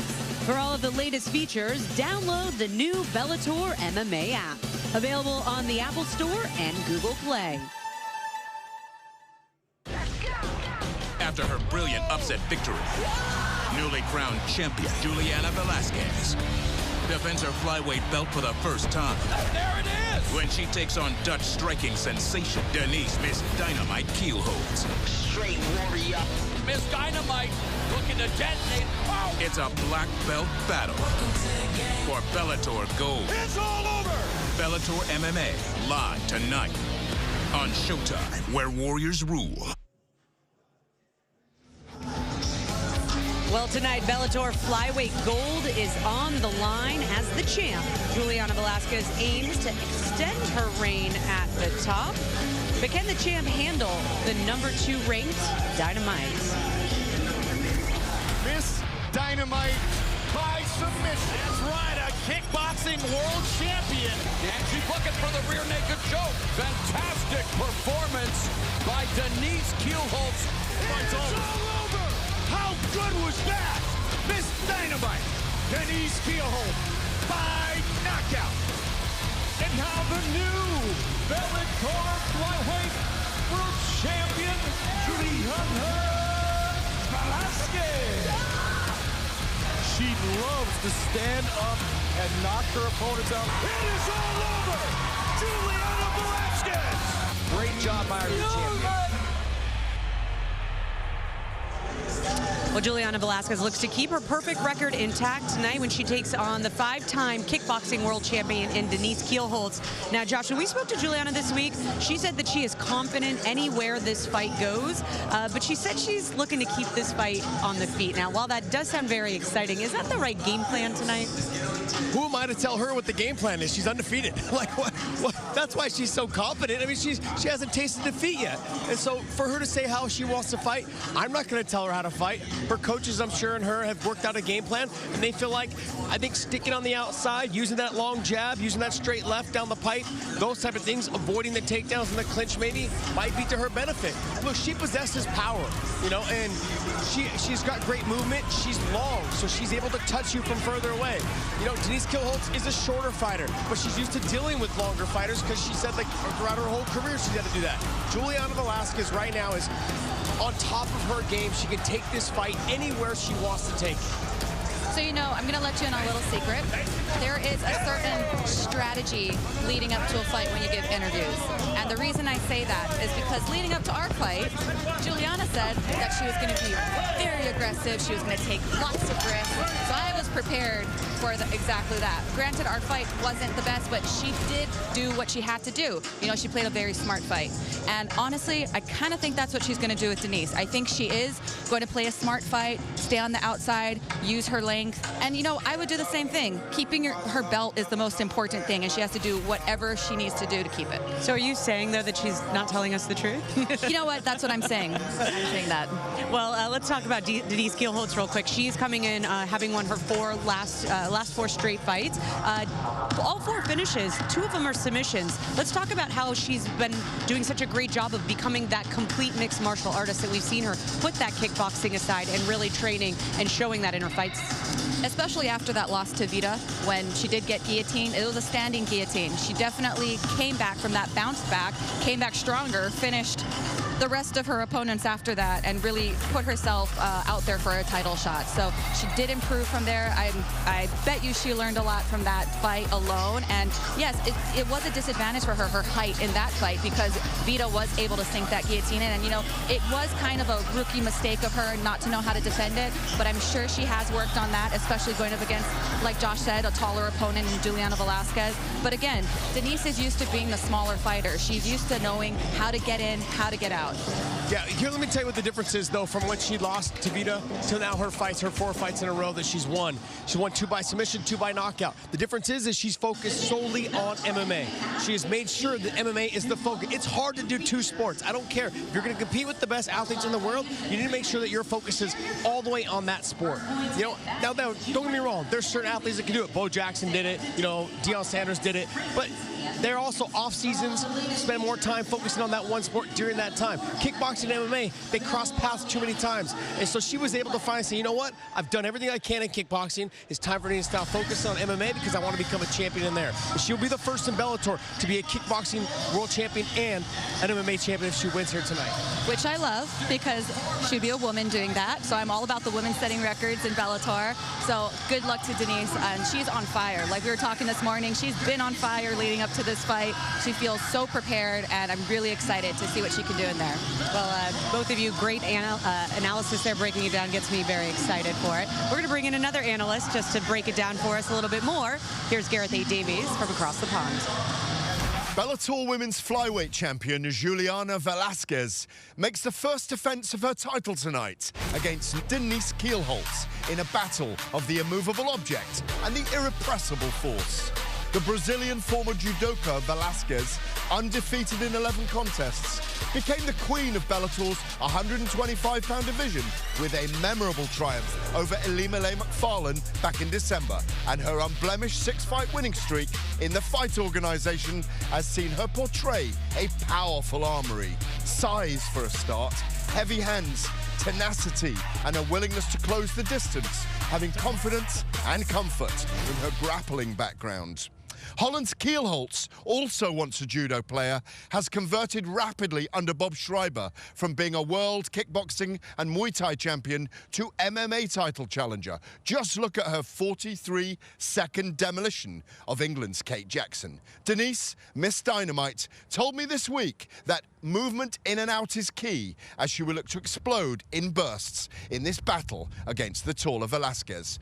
The champion, nonetheless, who is the favourite going into this, will take some shifting from the throne, and told me she is happy for the fight to go anywhere and will call for a Brazil event if victorious. It could well be roll on Rio. But if Kielholtz can pull off a victory here, she'll no doubt be calling for her own title defence in Amsterdam when Bellator returns to Europe. Well, Gareth, we just learned, as Alima told us, that fighters lie sometimes. I never knew that. Hey, how was camp? Best camp I ever had. In great shape. My weight's on point. All the, check, check, check, all the same stuff we always hear. Let me throw this one out, because we talked about Denise Kielholtz. Everyone's excited about the submissions and the trends. Okay. But her submissions come after she's knocked the living heck out of somebody. So if you're starting on the ground, if Velasquez and Kielholtz on the ground without damage, that's trouble. Yeah, that's a completely different game. Denise has gotten exactly what you said. Her submissions have come off of, she has hurt someone in the stand-up. That person is on the ground now, and she goes for a submission, which is smart. That's a good way to get a submission win, and she's got a couple of them. But her stand-up is dynamic. She's got very fast hands. And the one thing about her, Sean, is in the phone booth, she can fight so well, and she's got great elbows. This is going to be a really fun fight to watch. That is the main event. The co-main event tonight is at heavyweight with Terrell Fortune and Matt Mitrione jockeying for position. But there's going to be some openings in that top 10 at heavyweight. Said Soma against Terrell Fortune surprised an awful lot of people in his first performance, to see if he can follow it up against a real veteran of the sport. And now ready to make his way to the cage, Said Soma. It is not unusual, if you've never heard of Suriname, a small country north of Brazil, South American coast. What is unusual is an MMA heavyweight whose best sport as a kid wasn't wrestling or taekwondo, it was swimming, which creates all kinds of interesting elements with his cardio. He moved to Florida 10 years ago to go to college, and his Bellator debut did raise eyebrows, John, as he went down the wire. That Terrell Fortune fight could have gone into it. It could have, and the real factor in it was, I thought Said needed to be just a little bit faster at the start, because he finished great, and it was just he didn't have enough in that start. But he's good everywhere. He's very relaxed, very calm. He's got fast hands, good movement. He's got good defensive wrestling. He's got good offensive wrestling. He's that new tweener type of heavyweight where he's got a lot of action, a lot of skill, but a small package as far as a heavyweight.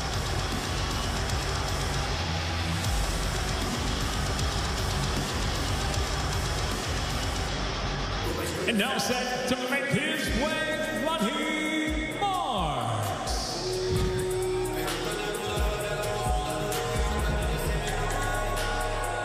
A winning record in the UFC, a winning record in the PFL, but now Rodney Marks trying to get back to 500 in Bellator after a close loss to Linton Vasil in December.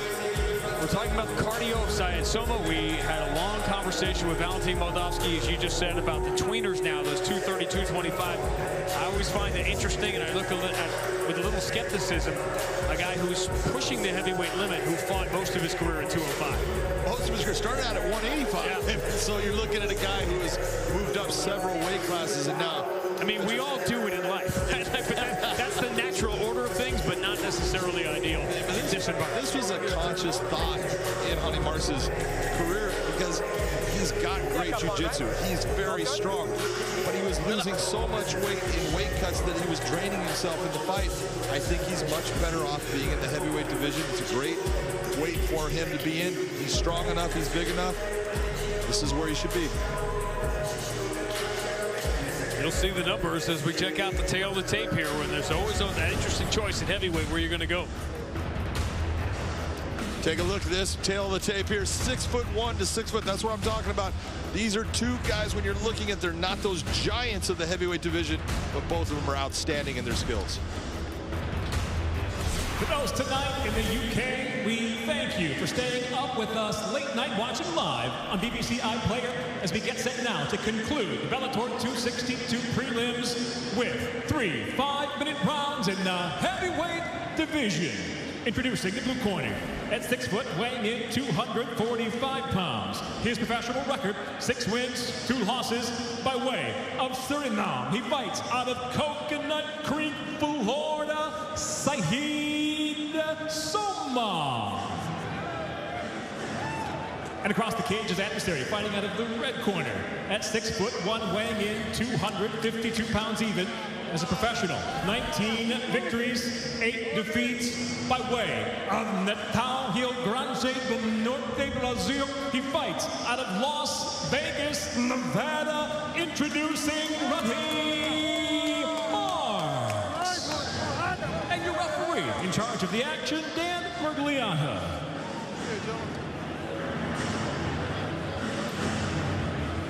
Plus, if you're concerned about your weight as a heavyweight, you can always have Dan Mergliata officiate, and it makes you look smaller. Dan's a lot thinner. He is? All right, you ready, sir? Big Dan's looking good. Let's go, gentlemen. Used to be over 300 pounds. Yeah. That's the way to start a fight right there. We were all worried about that glove touching earlier. Yeah, it was a strange night for the glove touch. People were a little bit uneasy about the glove touch. I mean, I get the sanitary nature of it, but it seemed a little hostile. Now, we talked about the swimming, the Syed Soma swimming, because it makes him a different animal cardio-wise than a regular MMA fighter, let alone the heavyweight. He's got great cardio, and that's the one thing, you know, when you talk about his size, being that he's not that bigger, giant heavyweight, he's got great endurance. He just needs to, at certain points, push the fight. You can see how relaxed he is just right now. He's nice and calm. That's good. Moments he needs to press in the fight to push his opponent past that cliff.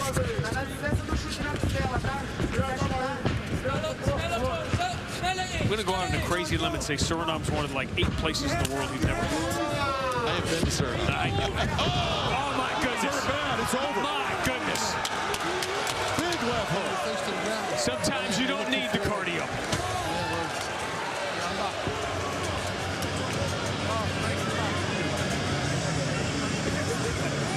I feel bad. The only thing better than delivering a performance is delivering one that nobody is expecting.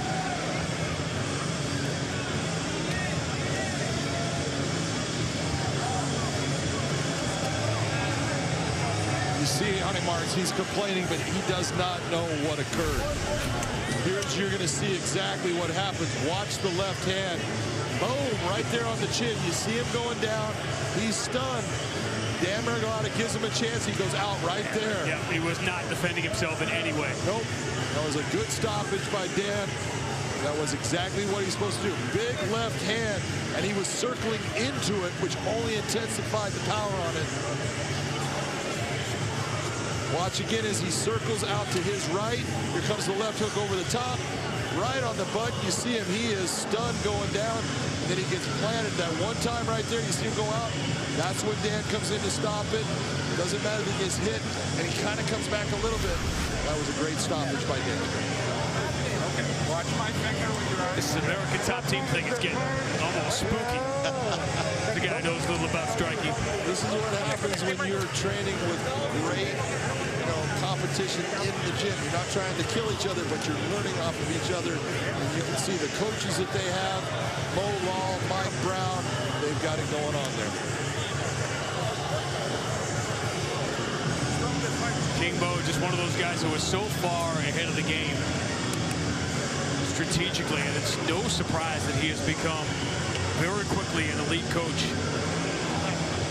Light heavyweight world title challenger at Bellator, won the first Rising Grand Prix at the end of 2015. Always asked him, what's your favorite weight? Where do you want to fight? He said, money weight. He has found a home at AT&T, and Syed Soma has found a home here in Bellator. A dominant first-round performance. Michael C. Williams will make it official.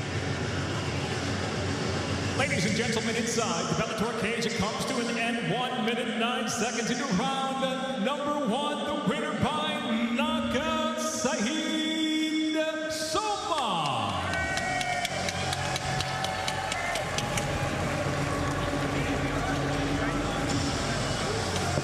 And the Soma puts marks to sleep. Syed Soma with John McCarthy. Syed Soma, that was a beautiful left hand that you launched, he ran into. Did your heart rate ever get above 70? On my way to the cage, it does, yeah. On the way to the cage, you were so calm, so relaxed in here, just hunting him down. He didn't even know that he went out. When you saw the stoppage, were you happy with what Dan Miragliotta did? Yeah, I noticed that he was out, so gotta stop. Pretty calm with it. Talk about your progression here. You had a very good fight against Tyrell Fortune. Started slow, kind of almost got it at the end. Now you come out here, you have this kind of performance. How are you feeling about your evolution as a fighter here in Bellator? It's getting closer to what I want it to be. I know I'm a very passive fighter, slow starter. I'm really trying to push the pace, get in there, make it more of a fight than a pitter-patter game. Well, that was definitely not a pitter-patter game. You put a big shot on him there. Congratulations on a big KO win. Ladies and gentlemen, Syed Soma.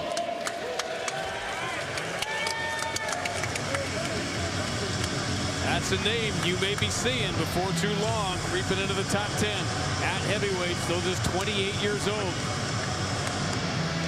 American Top Team just keeps on rolling. A 69-second knockout win for Syed Soma. Guys, we talked about wins and performances, so when you see a young fighter get both, it really opens your eyes. Absolutely, picking up his first win inside the Bellator cage. He's got to be happy with that performance. What did you think about it, Josh? I thought it was great. He addressed his problem. When he fought Tyrell Fortune, he started off slow, and it cost him the fight. I feel like he was coming on. That's when I said, Tyrell, can he wrestle for 3 rounds? We'll see. But Soma proved that he could wrestle for 3 rounds. Now in this fight here, great job of just stalking after him. Ronnie Marks circled out to the right side. Boom, hit him with the left hook. What I liked is he followed up the 1 and the 2 shot after. He didn't stop until the ref started to step in. Then he realized it was over. That's a gentleman and a true fighter. Great job. I like to see that type of sportsmanship. I especially loved his post-fight interview.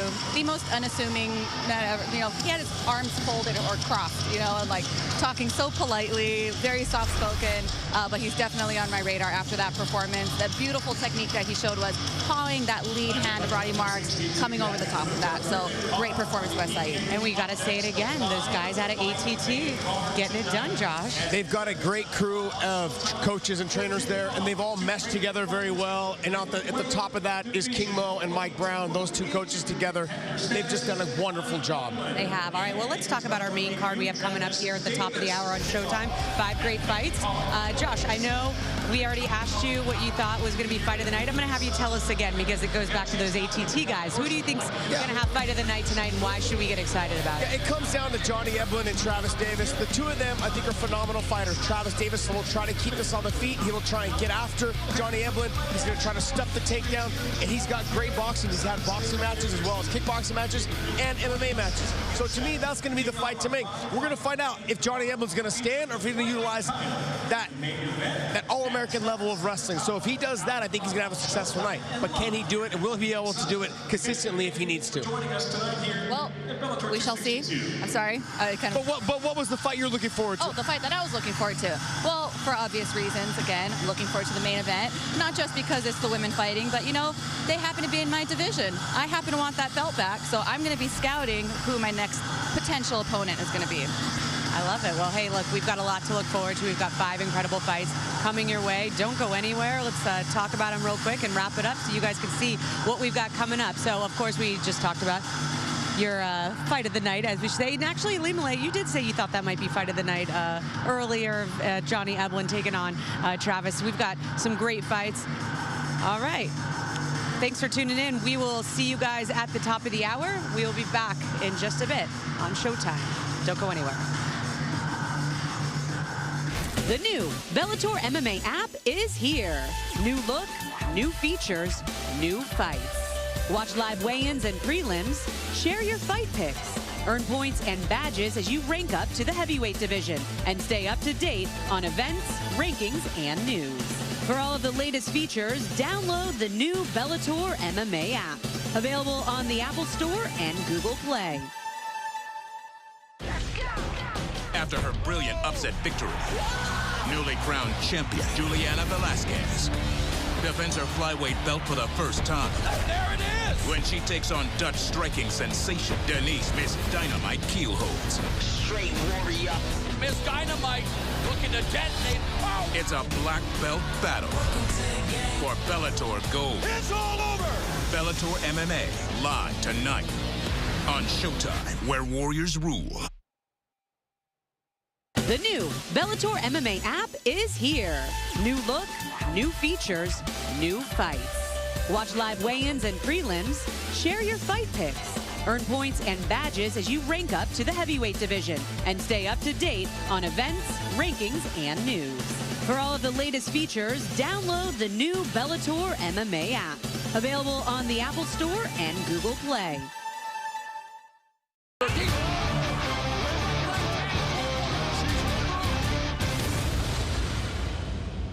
And everyone trying to get a piece of that proverbial pie, and it's good to see the young Na in the Bellator MMA cage, but she secures a trip, but Velasquez doesn't seem to be in trouble, and Na's just telegraphing too much of her offense. But what's strange to me about Velasquez, she's not making her pay for all these attempts. Right. She's kind of shrugging them off and walking away. She's not throwing any strike. Now there she is.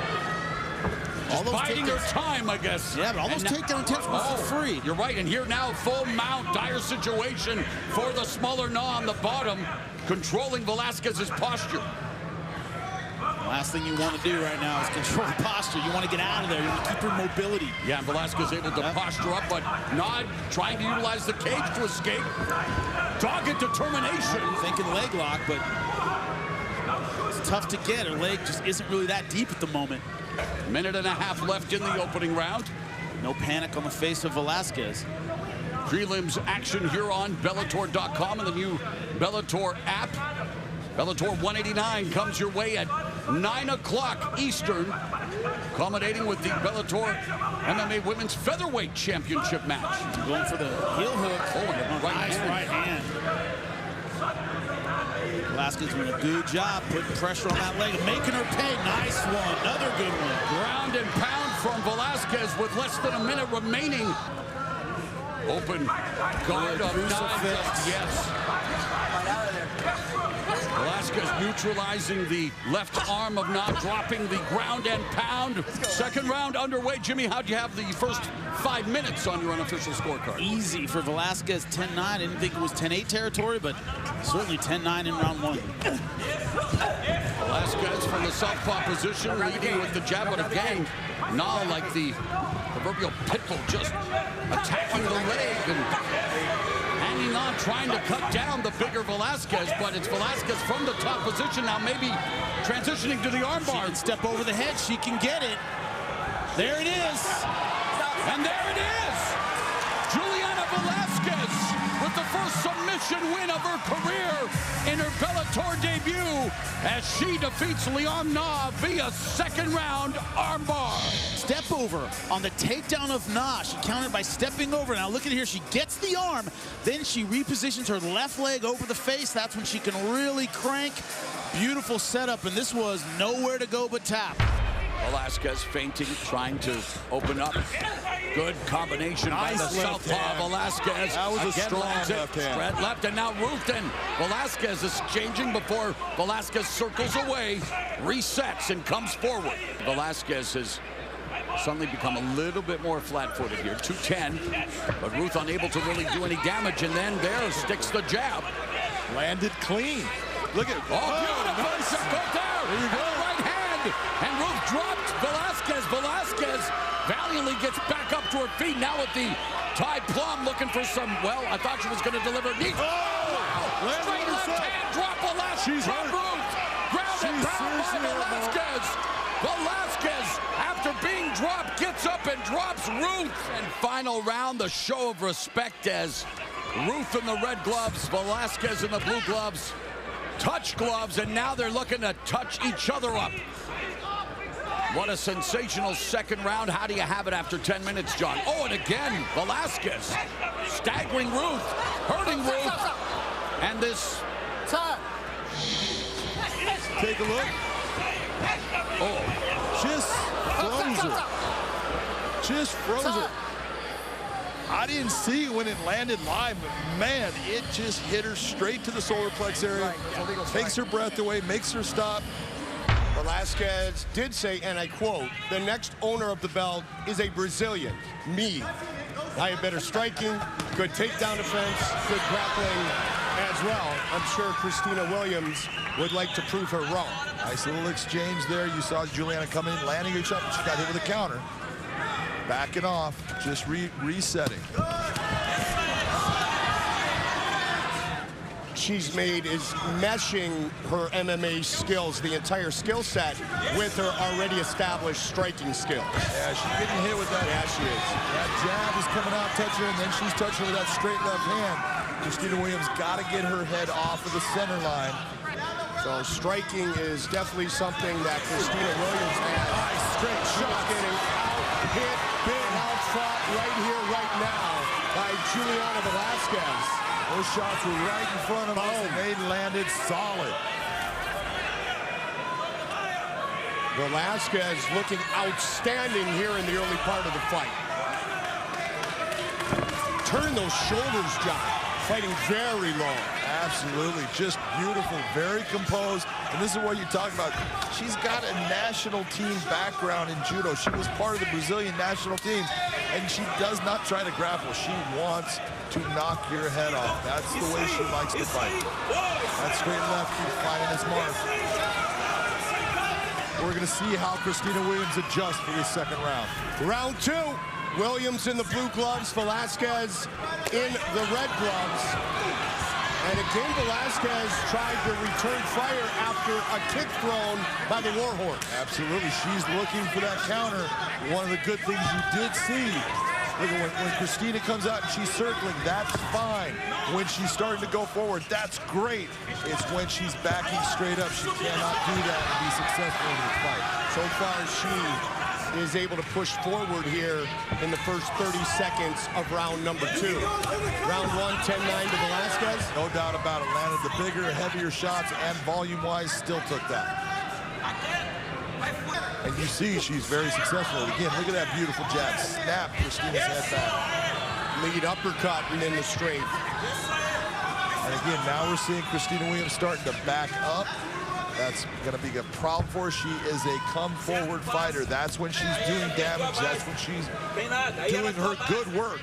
She's usually coming forward. The winner may very well be the next to fight for the belt against our champion, the Hawaiian Alimale McFarland.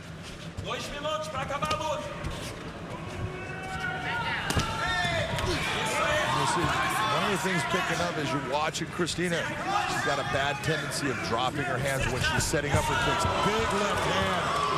That's a nice right hand there. She's getting eaten up. It's not going to go that far. She doesn't start firing back. Velasquez looks outstanding tonight. Very sharp.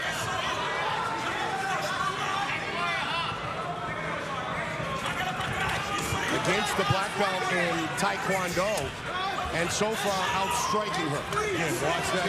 That left jump. Straight left hand is just eating her up. She's trying to use those kicks almost like a extension just to get her off of her. Not a lot of power on him. Giulietti is just landing heavy shots. And right now the Warhorse can't get off the cage. She's in trouble. Trying to hurt the body. Velasquez looking for the finish. It is all over. Giuliana Velasquez moves to 9-0.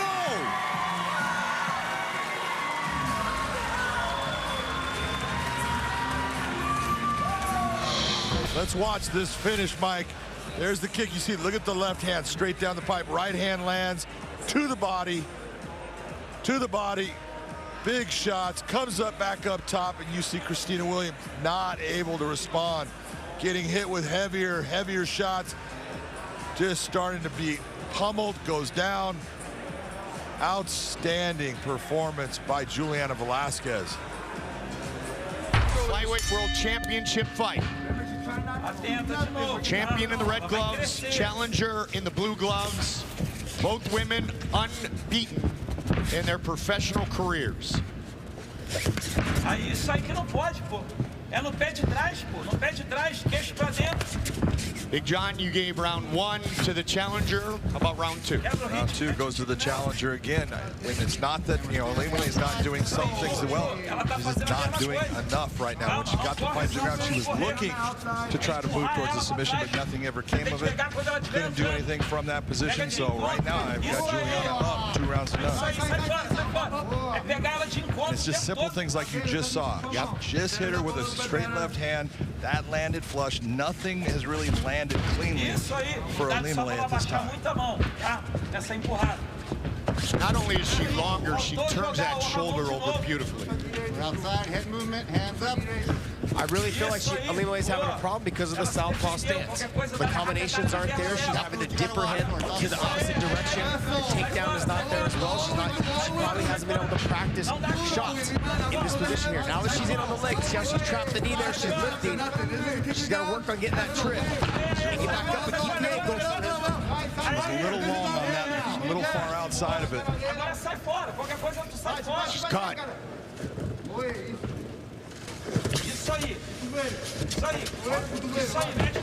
The champion is cut as well, or just she had her head up underneath Lemonade when she had her against the cage. So I believe that's where the blood came from. I don't think Giuliana has a cut, but it's clear that Lemonade did. Yep. Ela vai correr pra bater. Isso aí. Só pra sair, ó. O queixo tá alto no final. Não quero queixo alto no final. There, go back. Não quero queixo alto no final. Comes in and tries to throw a flurry that could lead to a potential takedown. Giuliana's been able to retreat each time. Right there. Continua trabalhando a mão, pintando, fazendo ela errar. Deixa ela errar. Isso aí, perfeito. Perfeito. Perfeito. Make sure we watch out for that hand up. Ó, essa tá telegrafando muito essa mão aí. Here in our main event. Mike, our production people went back and looked, and there was no clash of heads. It could have been when Lemonade was looking for that single leg. You saw Giuliana open up with that hand, just hitting a couple of shots. That seems to be what opened her up. Ameaça e joga. Oh, well done. Nice little jump knee right there at the end of the round. Once we meet, meaning Alimale McFarland, the champion, I will leave with the belt. Well, what you're seeing right now, she's doing a better job of actually cutting off the angle instead of following. She's been following in the first couple of rounds. She was following too much. Like right there, she's starting to follow. She needs to take that step outside and cut that angle off on Alimale. Now the nose bloodied up of the champion. They were working on her nose between rounds, and that last knee it landed right at the break. Yep. If it was only as easy as you just said, that's the hardest part. Giuliana Velasquez is brilliant in keeping her distance. Nice job right there, though, by closing the distance with the strikes. Get into the body lock and that outside trip. She can also drive her upper body up over her a little bit more, put more pressure on her palm as well, and that'll start to make her break her elbow base.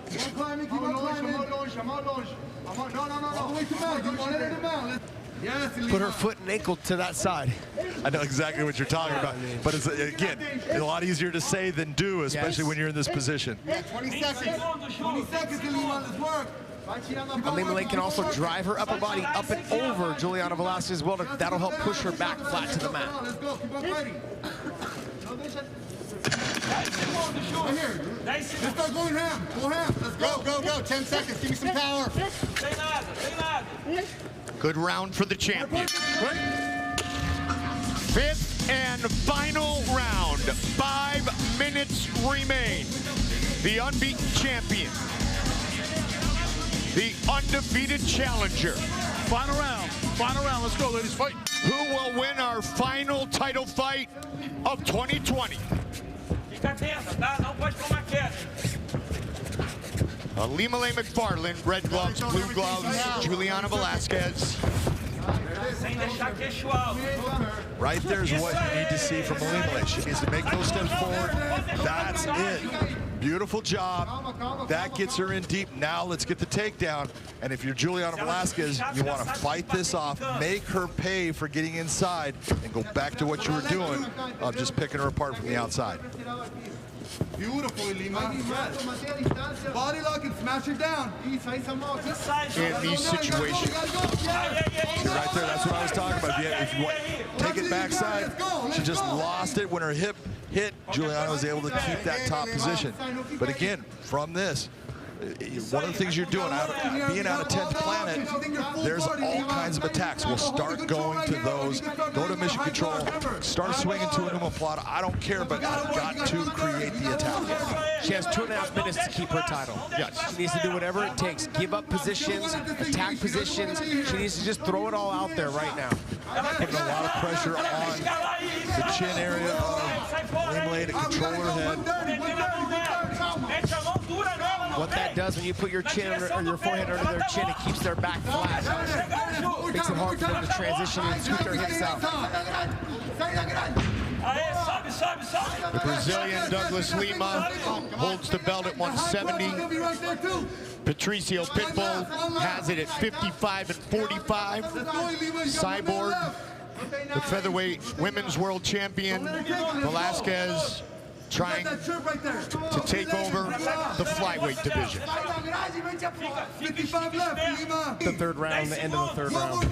This will be the first time Velasquez has gone the full 25 minutes. They go the distance. Velasquez and McFarland.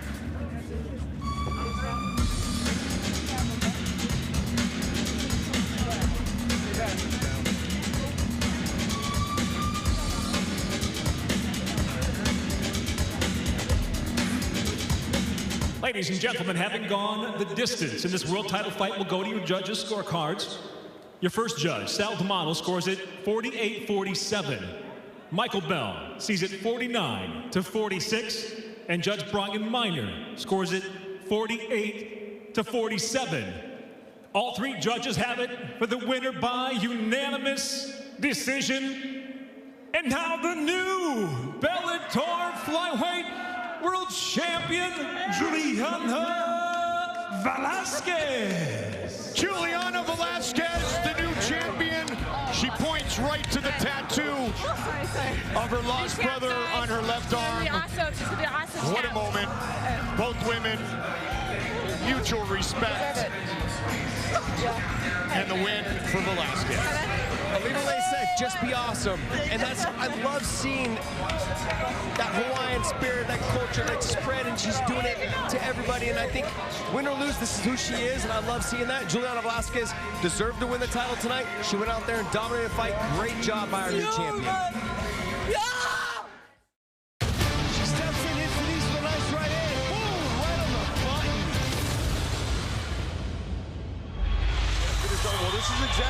she kind of finished when she had that fight where she got her first MMA win. In looking at, Jessica Middleton, she went and was in this position and ended up with the submission victory. It's all over! Denise Kielholtz, ground and pound! Okay, you can see who's got the position. She's got the overhook, but she still wheels her around, gets to the Kenzakatami position, and from this position, she just starts locking that arm down between her legs and opens up with that right hand, just landing shot after shot. And the reason why, in the end, the referee is telling Terrell to move. You've got to move, change the position. Terrell is trying, but she can't because those shoulders are locked to the ground. Great positioning by Denise Kielholtz. Kielholtz, the 5-time world kickboxing champion. And those sharp combinations, good stuff. And Middleton wants none of that. There's the judo throw, head and arm. That can be dangerous in MMA, though. If she pulls her head out, she can take her back. Trying to extend the arm. Going from the arm bar from that position. Problem is the hips aren't exactly in the right spot to finish it. So she's trying to extend the left arm of Middleton. Middleton has one hook in. Gonna look to pull her head out and take the back. Denise Kielholtz told us she has spent the last 3 months working on her ground. Now she got it!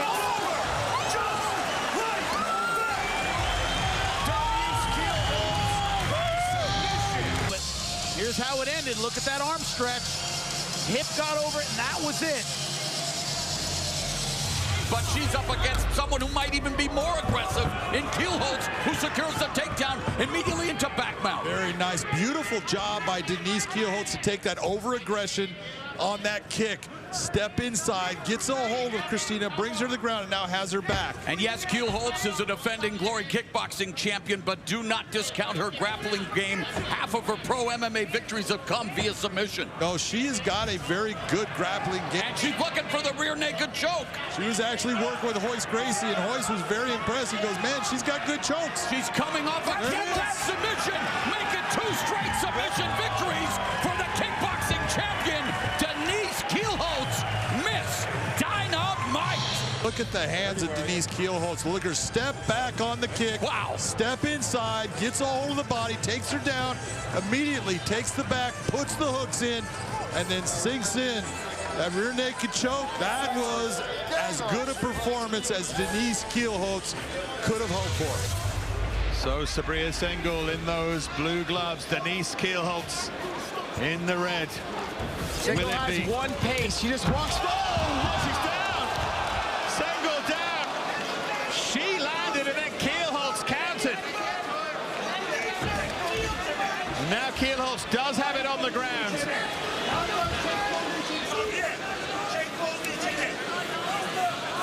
Dynamic start by Miss Dynamite. And she has the win. She has the win. It's all over.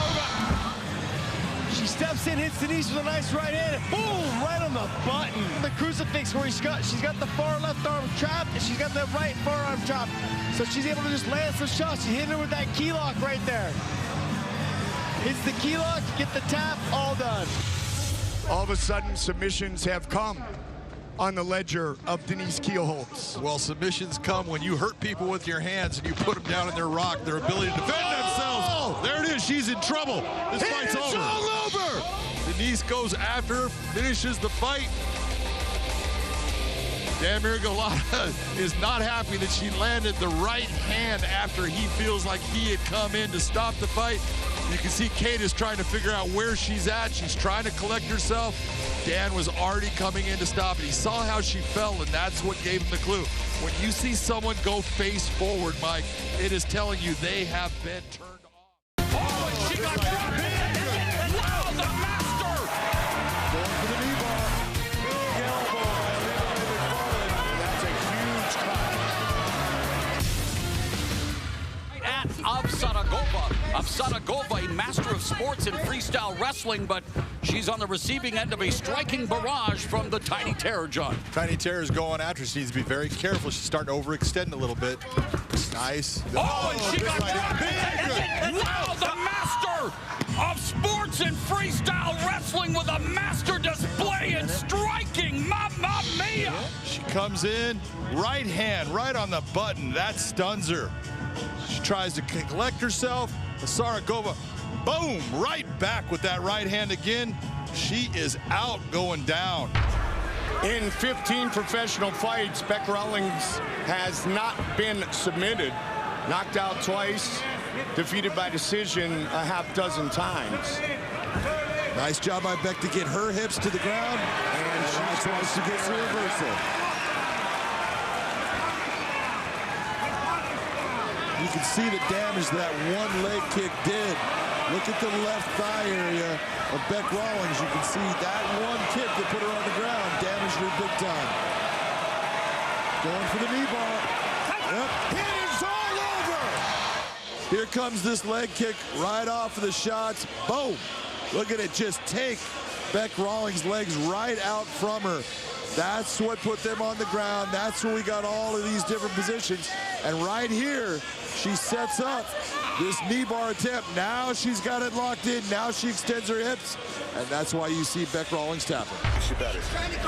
The battle of baby girls, the youngest of 6 children, is Alima McFarland. Big elbow by Alima McFarland. And that's a huge cut.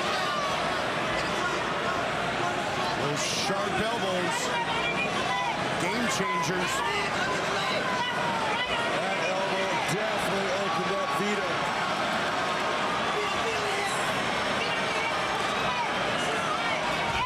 Right in the middle of her forehead, that thing came down. She has probably about 1.5 inches cut in the middle of her forehead. You can see Jason. Yeah, they're going to check it. Jason Herzog is going to stop it just to let the doctor look at it. It's not in a bad spot, Mike. It's just a matter of the blood going in the eyes. The whole thing they want to do is make sure that she can see. It's up anymore. Yeah. Oh, my goodness. Wow. Look at this elbow land. Solid. You can see it right in the middle of the forehead area, and it was a good 2-inch gash at least, and it was large. You can see by the display of it opening up. Big shot, Lima landing. You know, that's just part of fighting, and that's part of MMA. But, John, this is what I was talking about. There's a lot of nerves that go into this, and I think this is a very nice job of taking the back by Liz. She's on the neck now, too. That's in tight, John. Deep. Let go, that's it, that's it. It's over. You okay? What a finish. Needed, got it, and the smile. Good work, ladies. Bit of relief as well. For that takedown, then jumps to the back, gets both hooks in, and as soon as she does, look at where Deanna's hands are. They're on the ground, meaning that her neck is open. She gets the arm around the neck, immediately palm-to-palm squeeze, tight, nice submission. Back with a straight 1-2 after that. 1-2 roll 2 kick. 20. Final 10 seconds of round number 2. Oh!